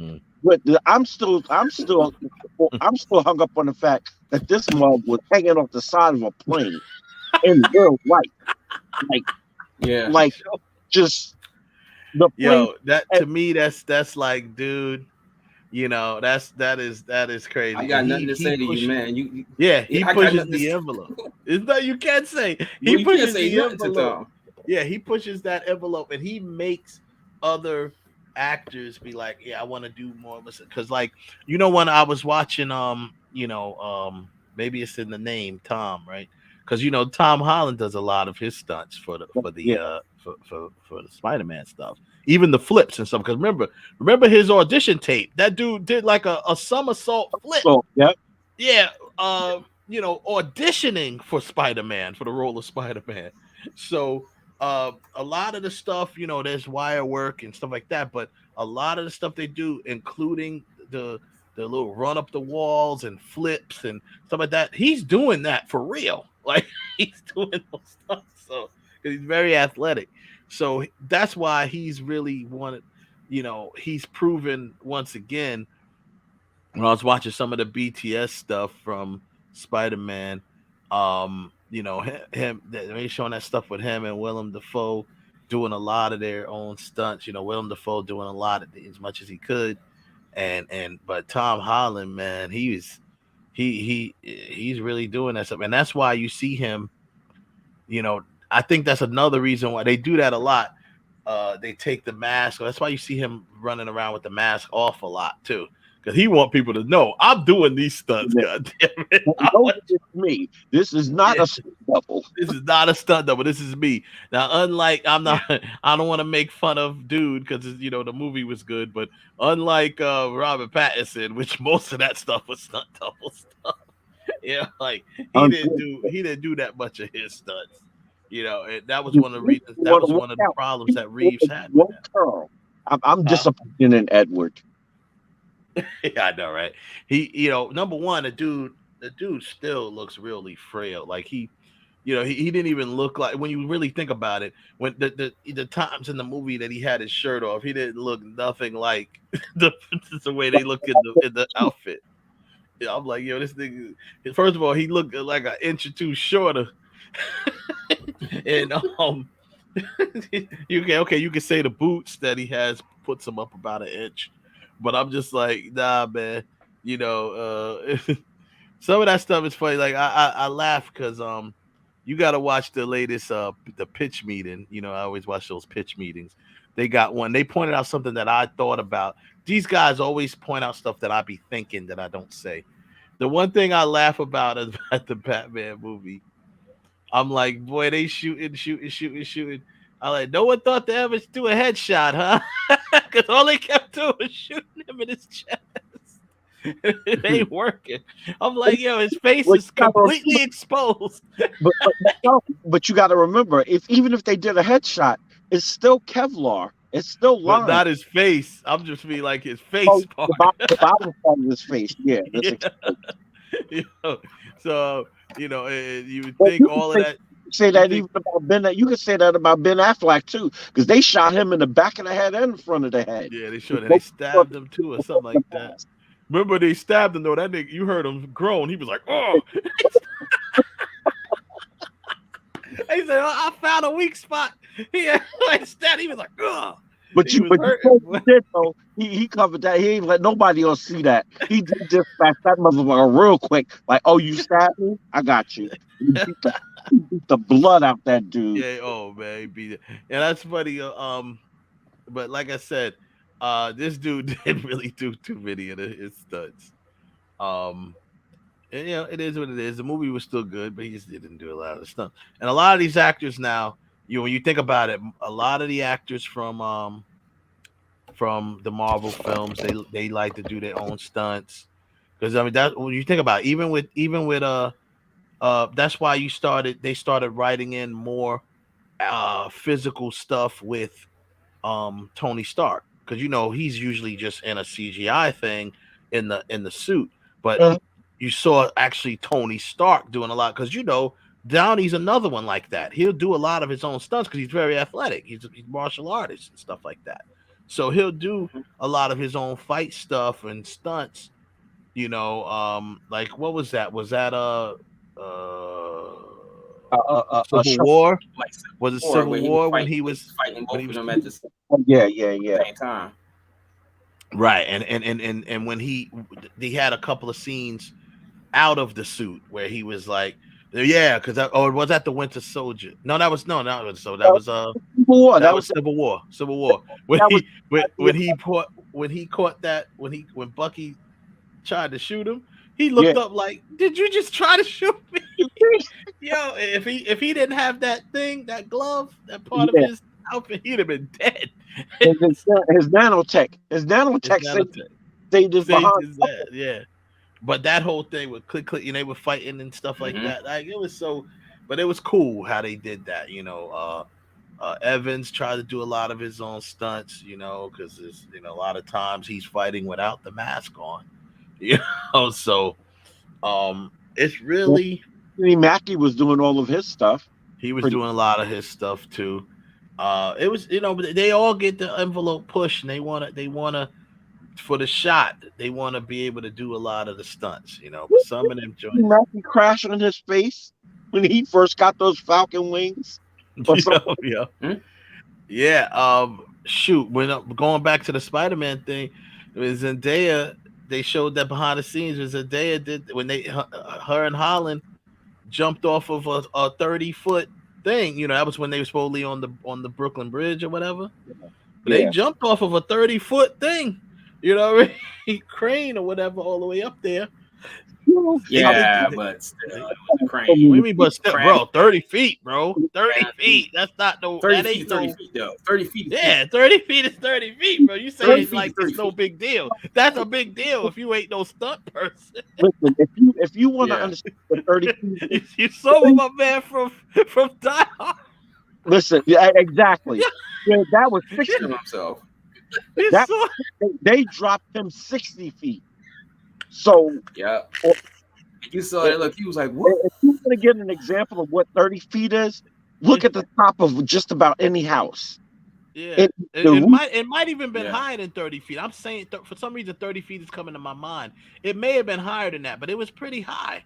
And they had to, still do the jump. They, of course, obviously they had wires and stuff, but still, that's not, the stuff that they are letting these actors do. I guarantee you, they're making these actors sign so many waivers because these actors are doing stuff that normally actors don't do. But this is why. But this is why they're getting so much on the back end because they're putting so much more into the movie to make the experience much more enjoyable. And she said that was her first day at work when she came back to Spider-Man. She said, my first day at work, I'm jumping off of whatever it was, 40 feet, 30 feet, 50 feet. I'm jumping off this thing with Tom, and he's going all the way. I was like, wow, that's crazy. And remember, they don't. It's not like they're just like jumping and falling, free fall. They had to like jump, like like they did, because they're swinging. They're supposed to go into a swing, so they gotta like. And also, I want to say something else too. I just got one knock about Spider-Man with him riding the chick on his back, and he's swinging and jumping into a manhole. First of all, a manhole is only about 30 inches in diameter at the most. Two people, if one person is barely fitting in a manhole cover. Two of them, I don't care how skinny both of them are. They swung into the manhole. I thought he just put her in. I don't remember them. I don't know what they did, but that ain't happening without. Well, I don't think they. I gotta watch it again. I don't know if he swung like in one motion and dropped into the manhole. That's what they made it look like because if I remember it correctly, wasn't Flash like wasn't Flash like in the area somewhere? When they put out the manhole cover? Possibly. Yeah. He always seemed to see things. I have to watch that part again and see how that is. But yeah.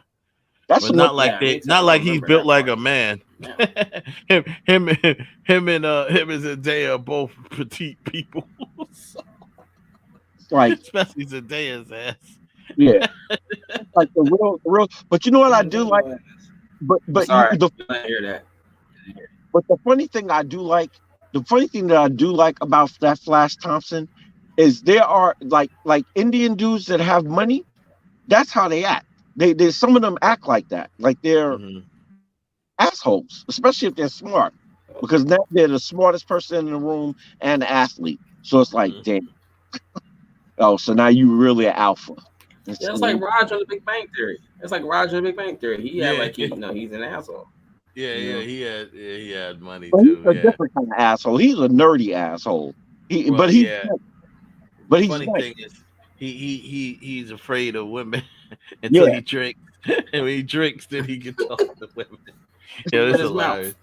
Yeah, so he wouldn't even. He'd just be like, he don't even open his mouth around women unless he's drunk.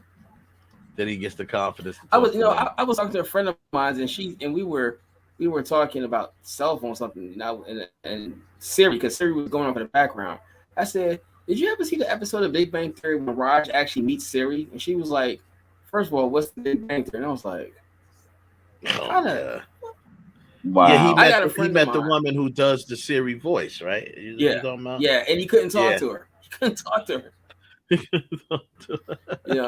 But I really have a friend of mine that because she's not from this, her upbringing was different, but a lot of the social stuff that we all like, comic books and movie stuff, she knows nothing about. I be telling her stuff. She's like, "What do you mean? What was that?" Like, we were talking one day, and I said, "Yeah, you had to pull an Angela Bassett on somebody." She was like, "What's an Angela Bassett?" And I was like, "Oh."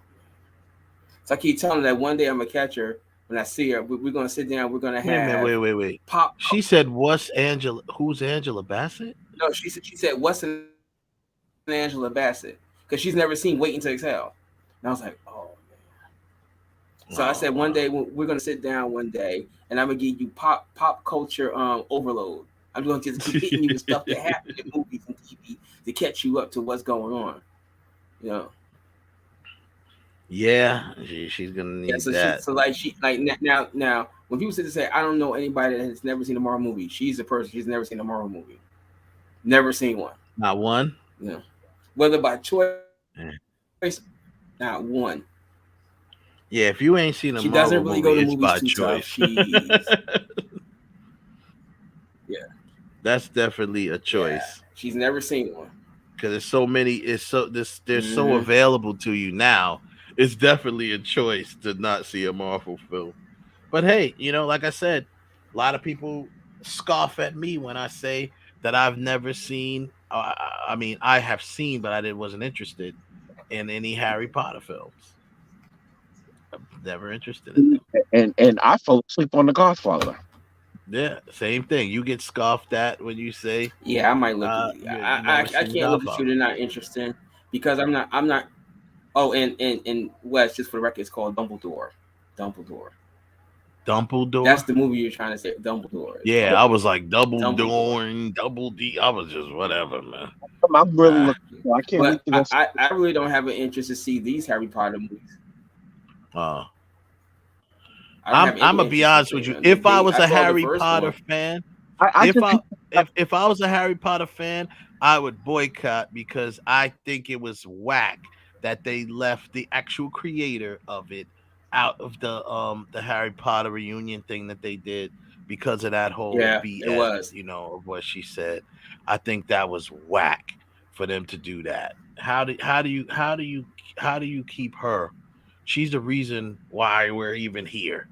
And because of what her stance on with I guess it's transgender or whatever it was. She made her statement on that or whatever. But that's what kills me about this. I love the dude that they replaced Johnny Depp with.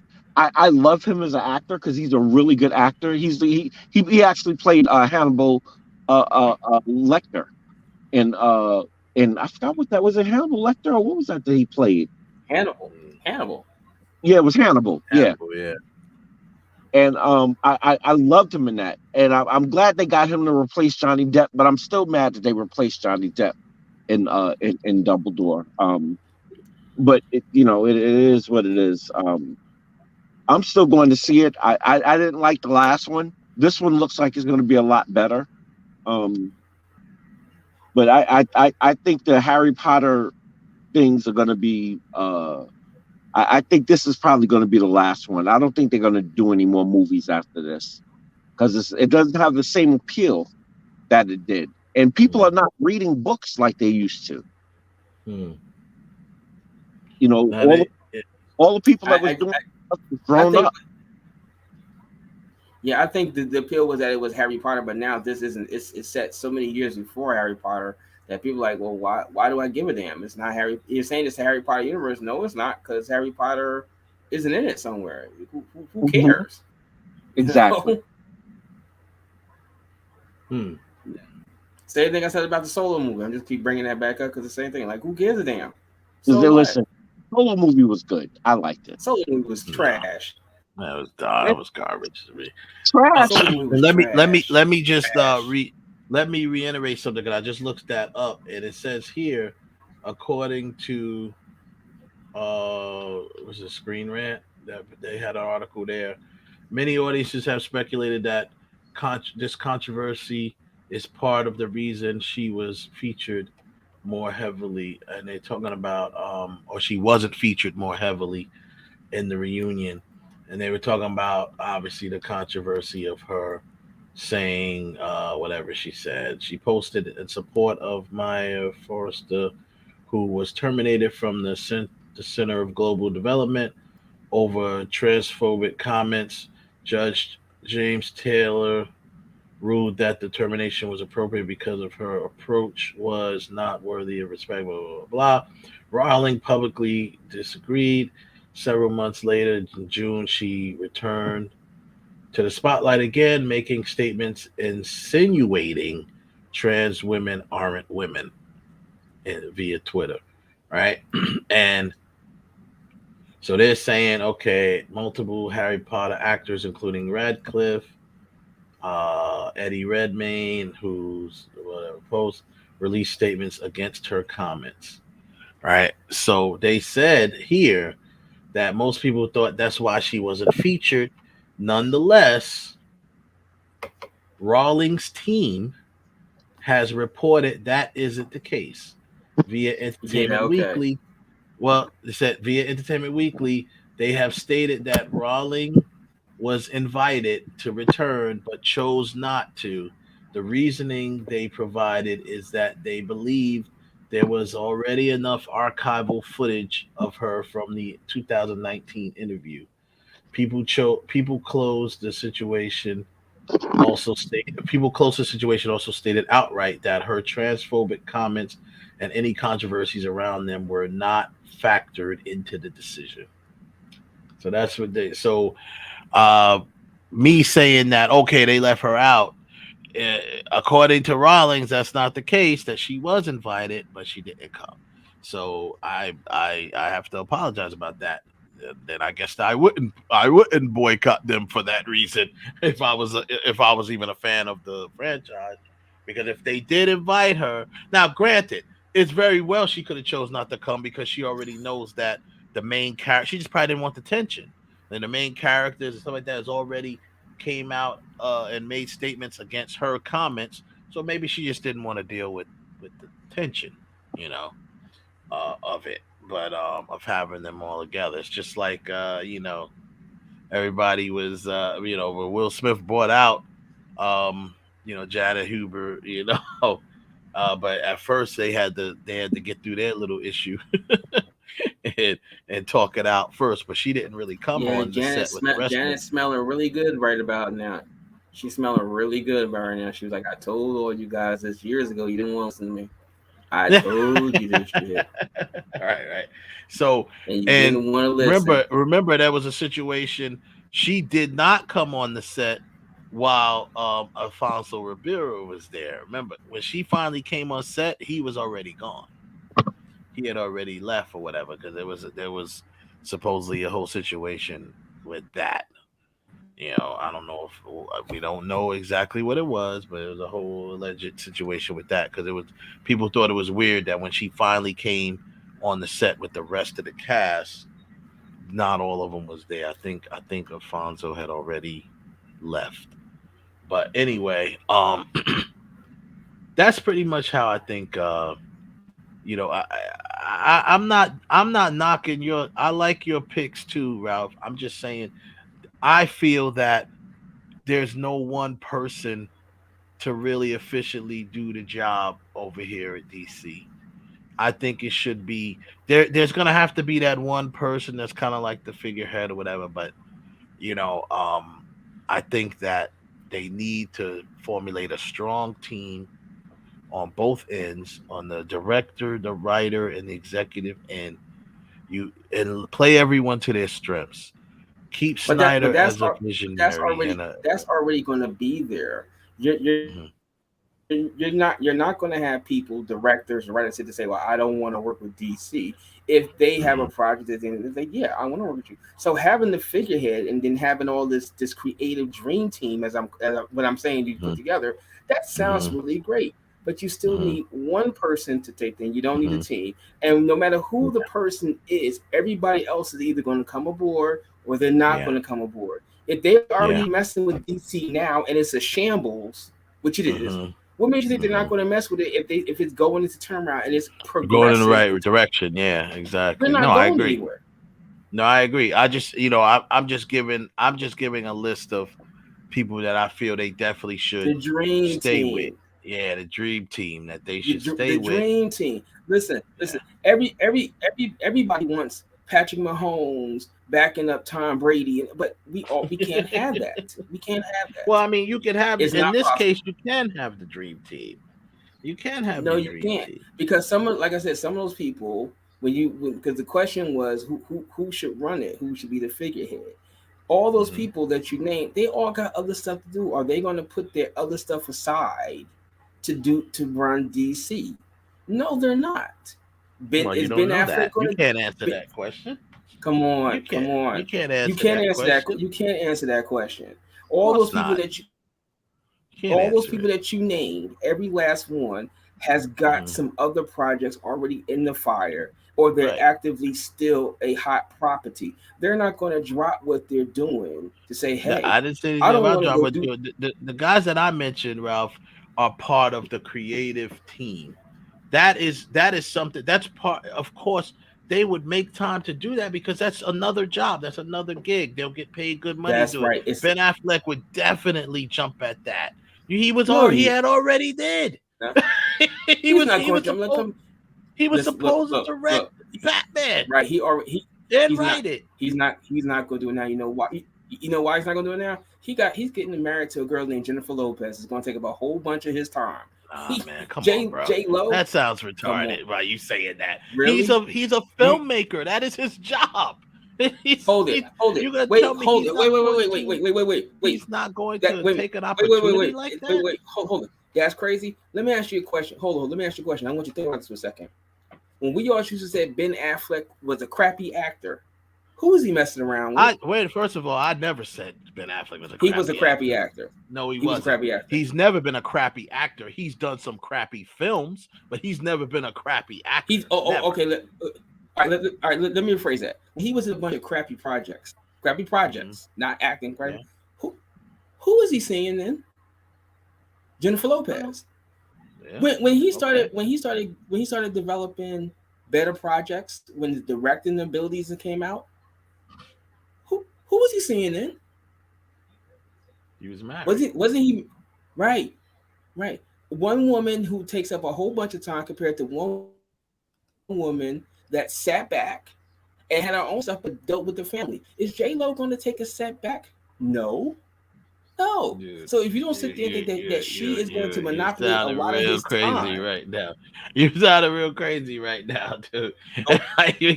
Because of the fact that taking up his time is irrelevant. If Ben Affleck is offered an opportunity to write and direct a superhero comic book film. That is not the question. The question is No, that is the someone to question. run. I never picked him to run it. I didn't pick him to run it. I put him as part of my creative team. No, he would not. No, I would not have picked him. I would not pick him to run it. No, I wouldn't pick him to run it. But what I'm coming with is someone to run. Not you listen. You can get any director or screenwriter or actor to work in a DC movie. You can get anybody. Yeah, you can get anybody, but that don't mean you got to get the right people. It's not about getting anybody. It's about getting the right people. Well, that's what I was getting ready to say. That's very true. But my point is simply this. You can go out there and get anybody, whether they're the right fit or wrong fit. Whoever is the creative person, that's the figurehead, right? You are always like let's be real. Some of the stuff that Kevin Feige has associated with it didn't hit. It may look good on paper, cast may look on paper, but it didn't hit. There's always going to be pluses and minuses. Well, you always want the more pluses than the minuses. Mm-hmm. That's the honest truth. That's honest, and that's just the honest truth, right? So what I'm sitting there saying is, you can have all those guys I could get Ben Affleck directing a Batman movie, or hell, directing a Daredevil movie. I can go with that one, but the question is, if you had David Goyer, for example, and he was the head of it, and David Goyer gave Ben Affleck the opportunity to direct it, is he going to sit there saying, no, I don't want to do it? Or he said, yeah, if the project is good, the budget is good, they come to agreement. Is he going to turn it down? No. So it doesn't, so all the other stuff is irrelevant. It's irrelevant. Having the dream team that's strictly going to work for DC. It's not irrelevant, because that's just like you saying that. I mean, because as important as Kevin Feige is, the team around him is what made these movies what they are. The people that he picked and hired, right? He hired the right people. If that's the case, then we could look at. If that's the case, we can look at Amblin Pictures with Steven Spielberg. He is the head of Amblin Pictures, right? Is anybody going to sit there and turn down an opportunity to work for under Steven Spielberg? No. So what? He does not. Point? My point is simply this: it does. At the end of the day, right? Whoever wants to work with a company is going to work with the company. Mm-hmm. You don't need a dream team. I'm looking at Abrams right now as a producer. His and just out of curiosity, who really gave Abrams a shot to becoming a director? Is it not Steven Spielberg? Yeah, that's fine, but that doesn't mean he's gonna go running back to Steven Spielberg. So the thing is, you mean like Super 8? Like Super 8? Yeah, like I said, that doesn't mean he's gonna go running back to Steven Spielberg if he has a chance to run his own thing. So, who the hell in their right mind, especially an accomplished person as Abrams is now, is going to drop their own thing to go work under Steven Spielberg? No one's gonna do that no more. Well, if that's the question, if that's the question you just asked, then who in their right mind is the status person as J.J. Abrams is going to drop everything to run DC? I'll give you an answer to that, because 3/4 of his next 10 to 11 projects is a DC project. So he's already producing. He's producing Justice League Dark. He's producing Zatanna. That's a DC character. He's got the Superman project that he's working on. So he's already producing DC stuff. You know what I mean, that he's involved in. And he's got, like I said, and I agree with you. Like I said, I'm not saying I don't agree with you about, but if one person could be that guy, it would be a decent transition for him, because he's already working on stuff that's going well beyond 2023. You know what I'm saying? That he's working on that are DC properties. But like I said, I personally think that, where the only thing I'm gonna say where he lacks, because I have yet to really see his superhero stuff. So I can't tell you what Abrams will do when it comes to sticking the source material. I'm not sure yet. The jury's out on that still. Yeah, because I mean, like me personally, a lot of people like I love The Force Awakens. I did not like The Rise of Skywalker. You really took the material that was there and turned it to something else, and we were like what? But I think he was also playing clean. I think he was also doing damage control because that other guy really screwed it up. The one No, he didn't. The other guy didn't really screw it up. He came with a different outlook, but it was terrible. Come on. You wait. You had John Boyega and that girl destroying Star Destroyers in space on a horse. That don't fly, son. That don't fly. You caused one of the greatest trilogies ever created, one of the greatest movie series ever created, went out with a whimper. A whimper. It's a damn shame. I was watching YouTube the other day and someone took the fight between Kyle and Daisy Ridley and added the music from the Phantom Menace to it. That's what you should have did. Mm-hmm. You gave it something. You didn't do that one. Maybe it's because you were looking too close to your next project. Maybe, as you said, maybe you were playing damage control. But you wrecked a franchise. Now, now Filoni and all these guys got to go out there. And now they got to put stuff on the television stuff was Resurrection Star Wars. It ain't the movies. Yeah, I know. That's what. And that's a shame. Which Filoni, in my opinion, should be they should make him in charge of the universe. Period. He's not going to give up Star Wars. He's not going to give up Star Wars. He's not. No, that's what I said. He's not giving up Star Wars. He's not going to. You're not listening to me. You're not listening to me. What I just said is they should make him in control of that universe. The whole Star Wars stuff, the movies too. That's what I'm saying. He should, because he lives for that. Right. He's never going to give that up. Yeah. I think he is though. Yeah, he's never giving that up. That's what he that's his dream. He lives that. He should be the one to take Star Wars going forward. Period. Not just the TV stuff, the movies too. You know what I mean? He should be the one heading that because he's that. This dude is baby Lucas. You know what I'm saying? He's that. This guy's been studying this stuff for the longest. That is his thing. Yeah, no, I wouldn't. He would never leave. He's never leaving that situation. Yeah, Kathleen Kennedy. Yeah, Kathleen Kennedy is still running that one. Kathleen Kennedy's still running. She's still that executive. But I mean, like I said, he needs to be the Kevin Feige of the Star Wars universe. Yeah, because every time everyone he's brought to the table, him and Favreau, everyone they've brought to the table on their team has been phenomenal.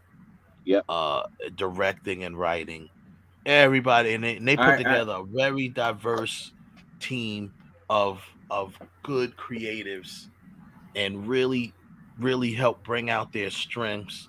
Let them create. I mean, man, they put my girl, Ron Howard's daughter. She killing it right now under them. She's killing it directed. Yeah. Yeah. See, I might could go with that one. Like Dave Filoni being the guy at the head of the Star Wars table. Yeah. He should be. I could go with that. But now if you should say, well, because since J.J. Abrams did the 2 highest grossing Star Wars movies, it should be him. Hell no, because he's not going to pass up all the other stuff he's got. I don't think it should be him anyway. It should be so. In this case, it should be someone who really loves, not just respects the material, loves the material. Like Filoni is not only going to pick the right, he's going to really take care.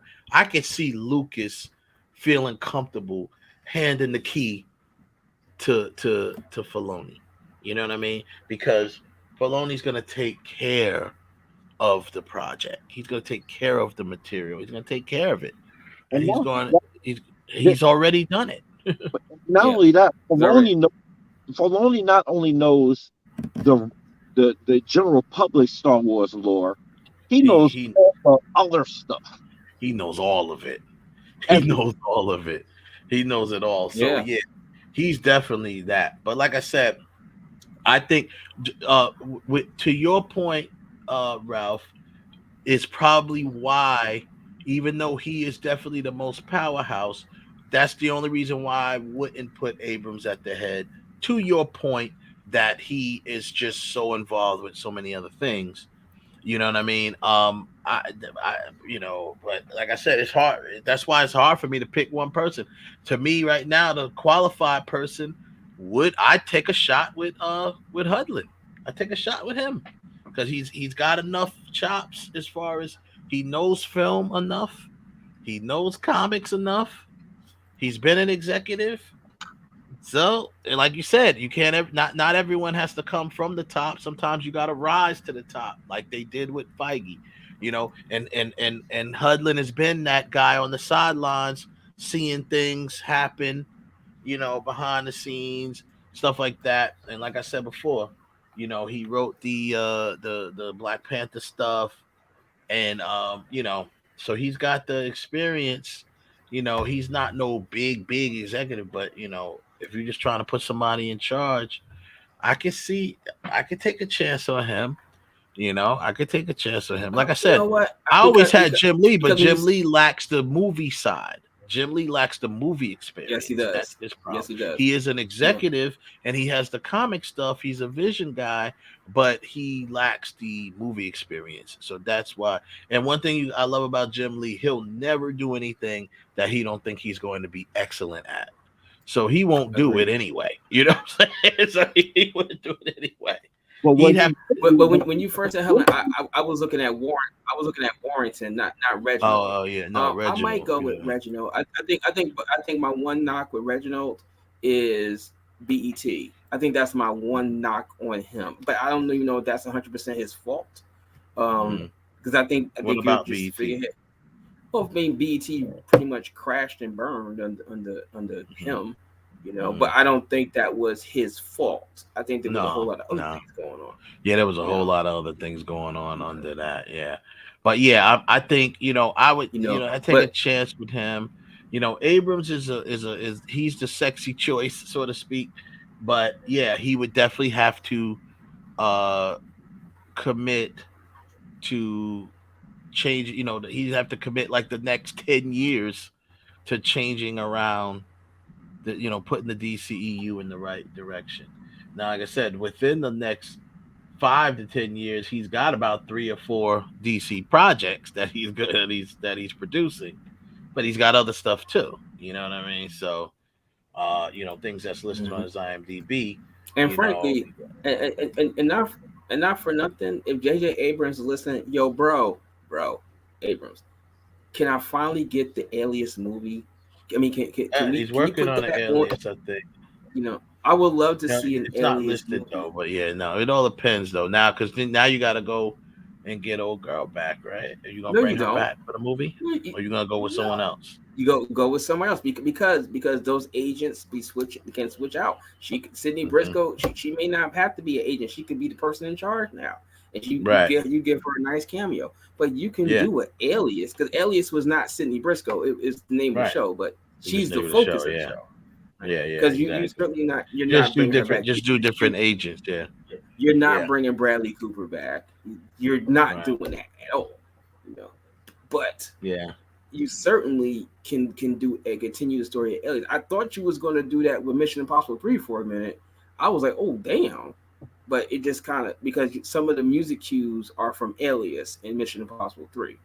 So it had that whole Alias kind of feel, and I was like, okay, because I loved Alias. I thought Alias was the shit. I don't want you to bring back Felicity. I don't care about Felicity. Felicity is gone. She died when she cut her hair. That's when she died. That ain't nothing that we need. So you like to see an Alias movie, or would you like them to bring back a series? I would. Ooh. See. You know what you did. You know what you did now. You done fucked up. You done fucked up. Because now you're like, man. Could you bring it back as a series, or do you want to? I think it would be good as a series, You know, I think it'd be good to bring it back as a series. It's just like it's just like they did with Nikita. You know, like Nikita started off as a film, but then it had that series that was on Sci-Fi for a while. But then they brought it back as a series again, and it was great. You know, they brought it back as a series, and it was great. So maybe you want to bring Alias back as a series. Yeah, that's what I'm thinking. And it would be on Disney. No, but it's a Disney probably not. So it would be on Disney Plus. Maybe. But damn, I don't see because I think now not necessarily because he still does other projects outside of Disney. Well, no, I mean, but I think Disney owns Alias. Oh, they probably do, yeah. Yeah, but that was an ABC property, right? Wasn't that an ABC property? ABC property. But see, what I'm thinking is that since put it on Disney Plus, Alias came on, right? You now have the Jason Bourne series. You resurrected James Bond, so now it's got to be a little more grittier than what it really was. So yeah, but that would be dope. They could do that. They could do that. Because now you know what? I signed into Disney Plus the other day, and now it asks for you to put like your parental, like like your age and stuff like that. So you can set it up now for your profile, so you can put your age and stuff, so you can get things that like my daughter, she can't get the stuff that I can get on Disney Plus. So they're not going to really worried about watering it down as much because it's going to be watered down anyway for Disney Plus. But still, I can see them still going gritty with it, getting grittier with it. I think it would be better as a series, unless they wanted to do a movie and then do a series. They could do that too.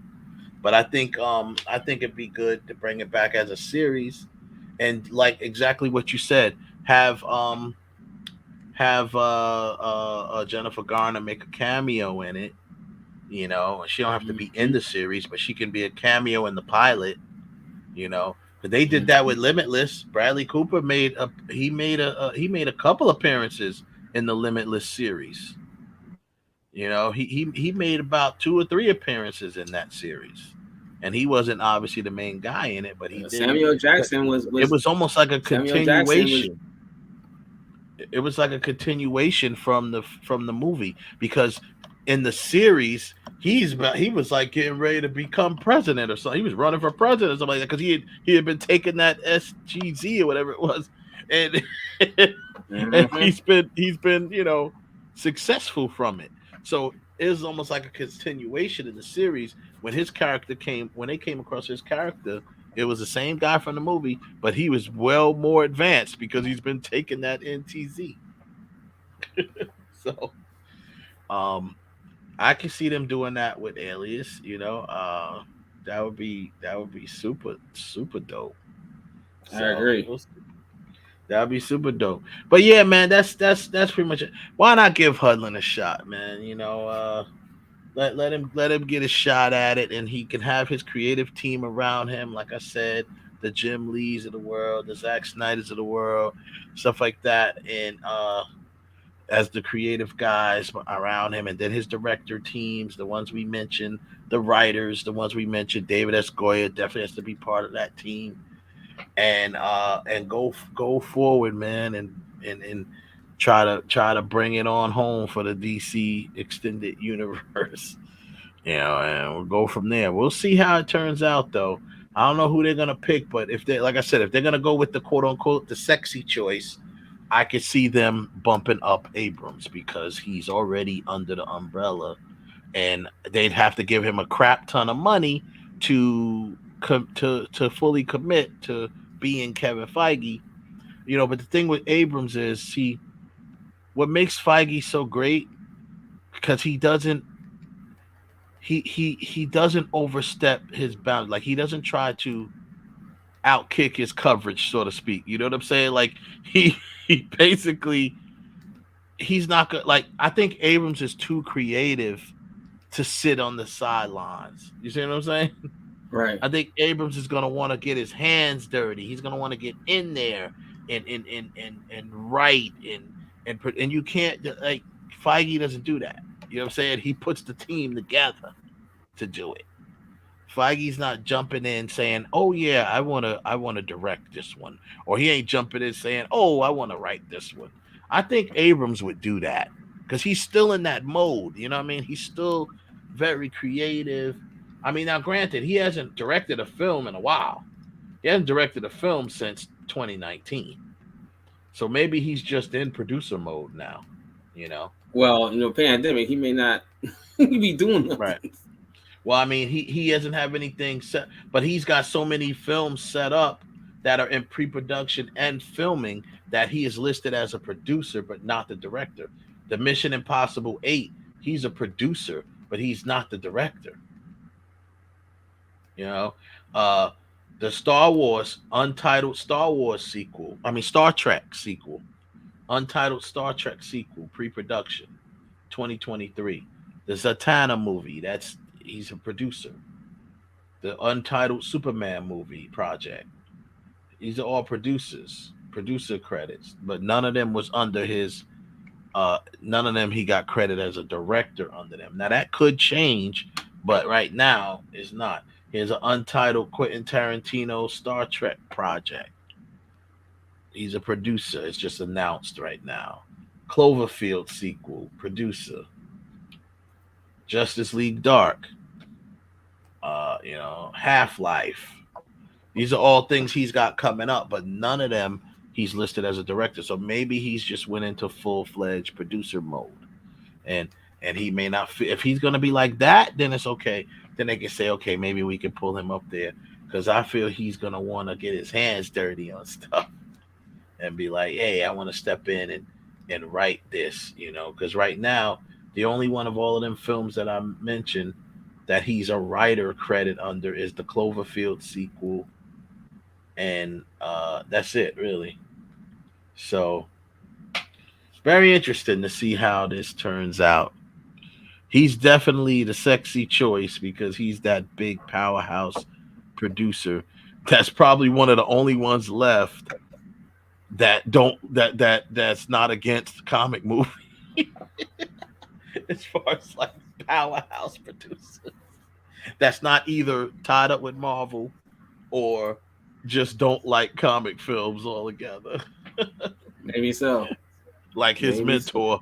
So, his mentor and all of the other boys that just not digging the comic films. So, not respecting them either. But anyhow, that's pretty much the show. Next week, I think I'm gonna have some guests next week. At some point I'm gonna bring on the cast of a film that I worked on, the Candy Shop, which is a Kiki Swenson project. I'm gonna set that cast up very soon, and I'm also gonna be bringing on the cast of Groupie. Finally, I'll have the entire cast come on of of my show, my web series Groupie, the blueprint of a self-made millionaire. I'm gonna have the entire cast come on probably because we will be filming in May the final piece of the puzzle for the pilot episode, and then pretty soon after that we'll be putting it out. But I'm gonna get that whole cast on. It's basically it'll be a cast of 7 women. We'll just make that numbers because we have enough we can put 10 people on at one time on StreamYard. So us 3 plus those 7 would work. So I'm gonna bring them on and we'll go from there, man. And I got a couple other guests that I'm working on too. Before I go though, I did just definitely want to say shout out to the creators over there at for Power Force, aka Tommy. That's what people who watch the show just call it, Tommy. I think they did a good job on the finale. They set up the next season pretty decent, and we'll see how it goes. But Everybody needs to check that out if you haven't already. Go check it out. It's on, obviously on Stars. So yeah, I wish I've been working on trying to get people from that show, man. It's tough to get these people, especially when the show's still going on, because they're afraid that people are going to ask them spoilers of the show. So the best time to catch these people are in between, when they're not filming the show and the show season is over or whatever. So, but there you go, man. That's the best time to get them, because then you can't press them. They don't feel like you can press them for anything, or try to pressure them to say something, or they just make a mistake and say something like Mark Ruffalo. And Tom Holland too is bad with that. He's bad with keeping secrets too. So, anywho, that's pretty much that, man. We're gonna go off with that note in mind. But DC, I sure wish the best for you, because you house some of my favorite superhero comic book characters of all time, and it's really a shame that you guys are so far behind when you really shouldn't be so far behind, but you are. So, like I said, the Thor Love and Thunder, not impressed with the trailer so far, but we'll see. I really think, as much as I like Taika as a director, but I never liked where he took Thor. I never liked it. I did not like Ragnarok. I didn't like the way it was just too many jokes, too much buddy joke crap. And now they just found someone different to do the whole bromance thing with, and I'm not here for it.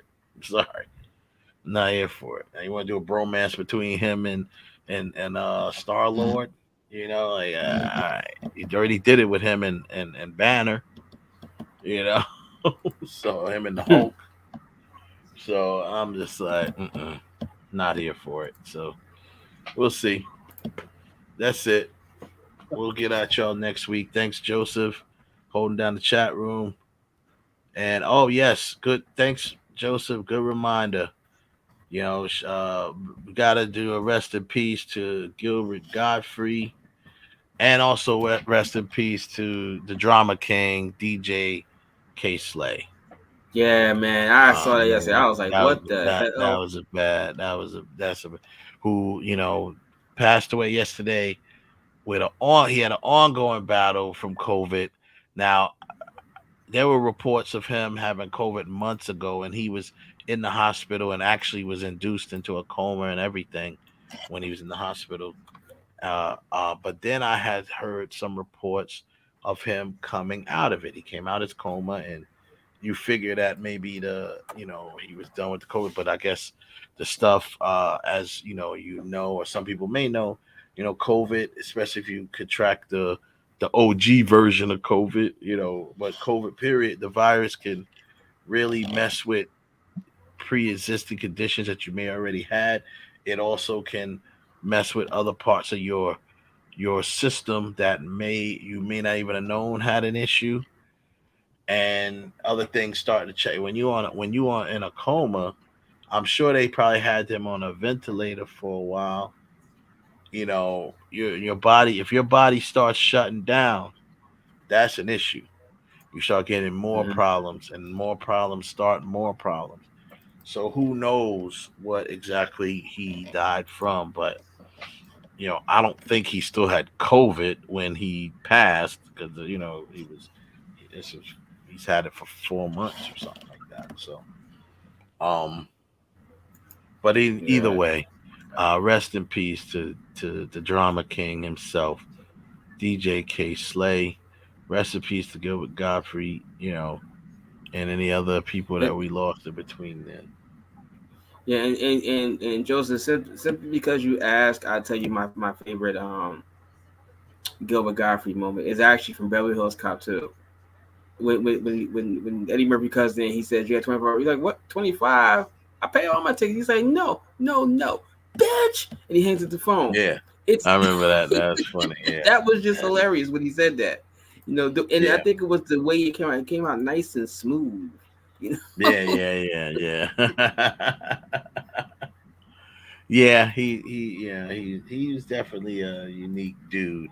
He found a that way dude. to really make a shtick, you know what I'm saying, and really because of his voice, how he really pushed his voice and made it its own thing. You know what I mean? It's like, oh, you knew that was Gilbert. Even if you hear the Aflac duck, you're like, that's Gilbert Godfrey. Here it is. You know, it sounds like him.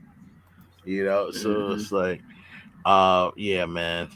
Sleep in peace. I don't really know if Gilbert Godfrey really got the shot that he legitimately deserved. I think his voice kind of messed him up, or Yeah, maybe that's what I said. That's what I mean, that he kind of took that situation that could have really been a reason why he didn't get a lot of roles, but he took that situation and made it work for him.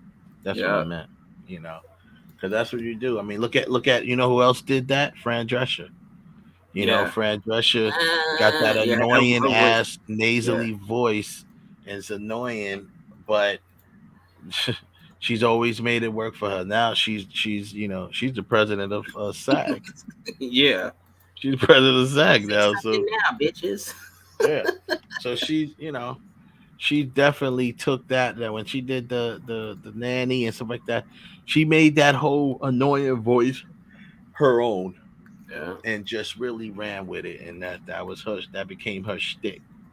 Because when you look at her in Dr. Detroit, she hadn't yet really made that her shtick. She still had the voice, but you could tell as she started doing it on the nanny, she put a little extra mustard on the hot dog, so to speak. When she talks, she really talks with that annoying that whine. She didn't. And that laugh, you didn't hear it that for much her in too, Dr. like, Detroit. Yeah. You didn't hear it as much in Dr. Detroit. She still had you could tell it was her. She still had that deep accent that she had, that whatever accent, the Jewish, whatever you want to call it, like that those, you know, Brooklyn, whatever the hell it is with her. But she had it, but it wasn't as crazy like in The Nanny or nothing like that. So yes, people, I am not old. No I am way. Dr. Detroit old. So, and some people probably don't even know what the hell that movie is. I'll meet you older. Yo, how many of y'all know that she was in Saturday Night Fever? I heard, but did not witness it myself. So I did hear that. Oh, if you know the piece where John Travolta was dancing with the girl on stage, he said, "The hell with this," and he goes into his whole shtick. The girl he's dancing with is Fran Drescher. Nice. Because she comes and said, "Tony, so are you still good in bed?" And when he was sitting there with his brother, that's the line when she enters the movie. She's like, "Are you still any good in bed?" I wonder now. I want to go back and watch that and see if she sounded the same. Yeah, she does. She sounds exactly the same. Cadillac Man, like I know I'm dating myself. People like, oh, Cadillac Man, like, yeah, Robin Williams. Go find it. Go find Cadillac Man with Robin Williams. And I'm gonna say this one thing, since you're recommending films. I haven't even watched it yet, but I tell you one thing: they did a good job on the trailer, and I think the storyline is interesting. I saw a trailer, and the movie came out in 2020. It was for a movie with Jaden Smith in it, called like Life in a Day or something like that. And I have to tell you, it's the storyline follows his character trying to date this girl, and he keeps trying to date her. She keeps kind of like putting him off, and you know, he's been courting her, and she put him off. But then he finds out that she's like terminally ill and she's gonna die. She only has like a year left. So I think it's called like Life in a Year or something like that. And she's gonna die in a year. She only has a year left to live. So he decides to basically live their life in a year. Like he plans all of these things for them to do so she can live almost like a full life in a year. You know what I mean? I thought that was a very cool concept, actually. Especially for young. It's like, it sounds like something that a young couple wouldn't do. You know what I mean? Like, it sounds like something that would be like more mature, older, older adult type of deal. But maybe like a character in their 30s or 40s or whatever. But this is cool that it's an angle of these are, they're supposed to be like young adults. Like, I don't know if they're supposed to be teenagers, but they're supposed to be like young adults, like what he is, right? So for them to do that on that level, I'm gonna watch that movie because if the movie sucks, where'd you see it at? On Netflix or something? I saw the trailer for it. I want to say I saw it on Amazon. I think that's what I saw it on Amazon Prime Video, and it really it looks really interesting. I have to tell you, it really caught my attention. It's Jaden Smith. I'll tell you the name right now. It's called Life in a Year. That's what it's called. Life in a Year. It came out in 2020, and he is in there, and the young girl Carla Delevingne. I can't pronounce her last. I hate butchering people's names, but she's from apparently from. Is she from Game of Thrones or something like that? It's called 1 Year in a Day. It's called A Year in a Day. That's what it's. A Year in a Day. Or something like. No, yeah. A Year in a Day or something like that. No, I'm sorry. It's called Life in a Year. That's what it's called. Life. That's what they call it. Life in a Year. Yeah. So she was in Suicide Squad. Oh, okay. She was the Enchantress in Suicide Squad, the first movie. I do remember. Oh, Carla yeah. I know who she is. Yeah. She was the crazy chick that kept turning to the witch. Yeah. Yep, the Enchantress. So she is it looks really interesting. She's in what's that movie with that Valerian in the City of the Thousand Planets, but I think isn't she also in Jupiter Ascending? No, I don't Valerian see that. in the City of a Thousand Planets. Okay. Yeah. But yeah, I definitely want to check her out. Oh yeah, that's another one that I saw her in. Yes. That's funny. That was the what you call it? Was that like the short film? Or was that just a music video, the Taylor Swift music video?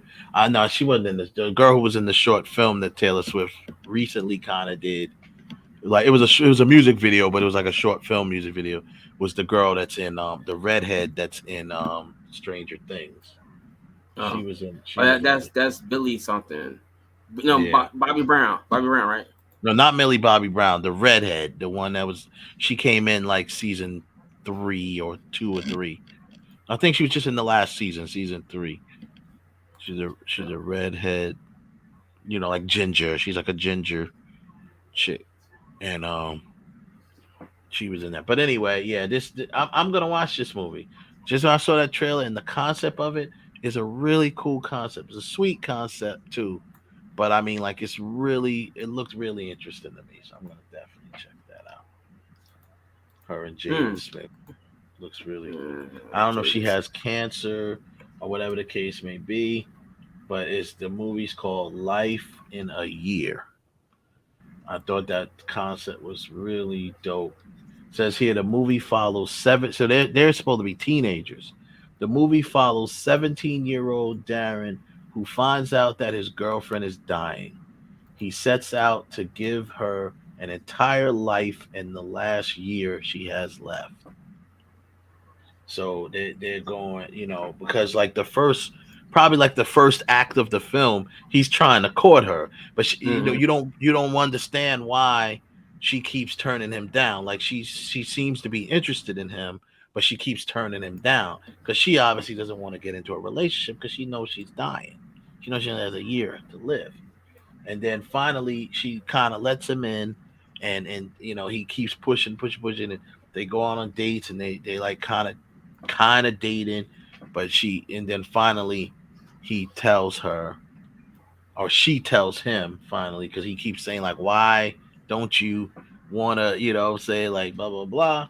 And then she finally tells him because, I'm dying.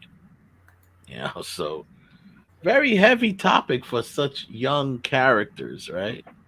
That's what I think that's cool. Not, I mean, that one movie I saw that, I mean, it didn't get that heavy, but I liked it, is with the girl from Blackish. Oh man, The Fault in was it The Fault in the Stars? I think it's what the name of it. Maybe The Fault in the Stars.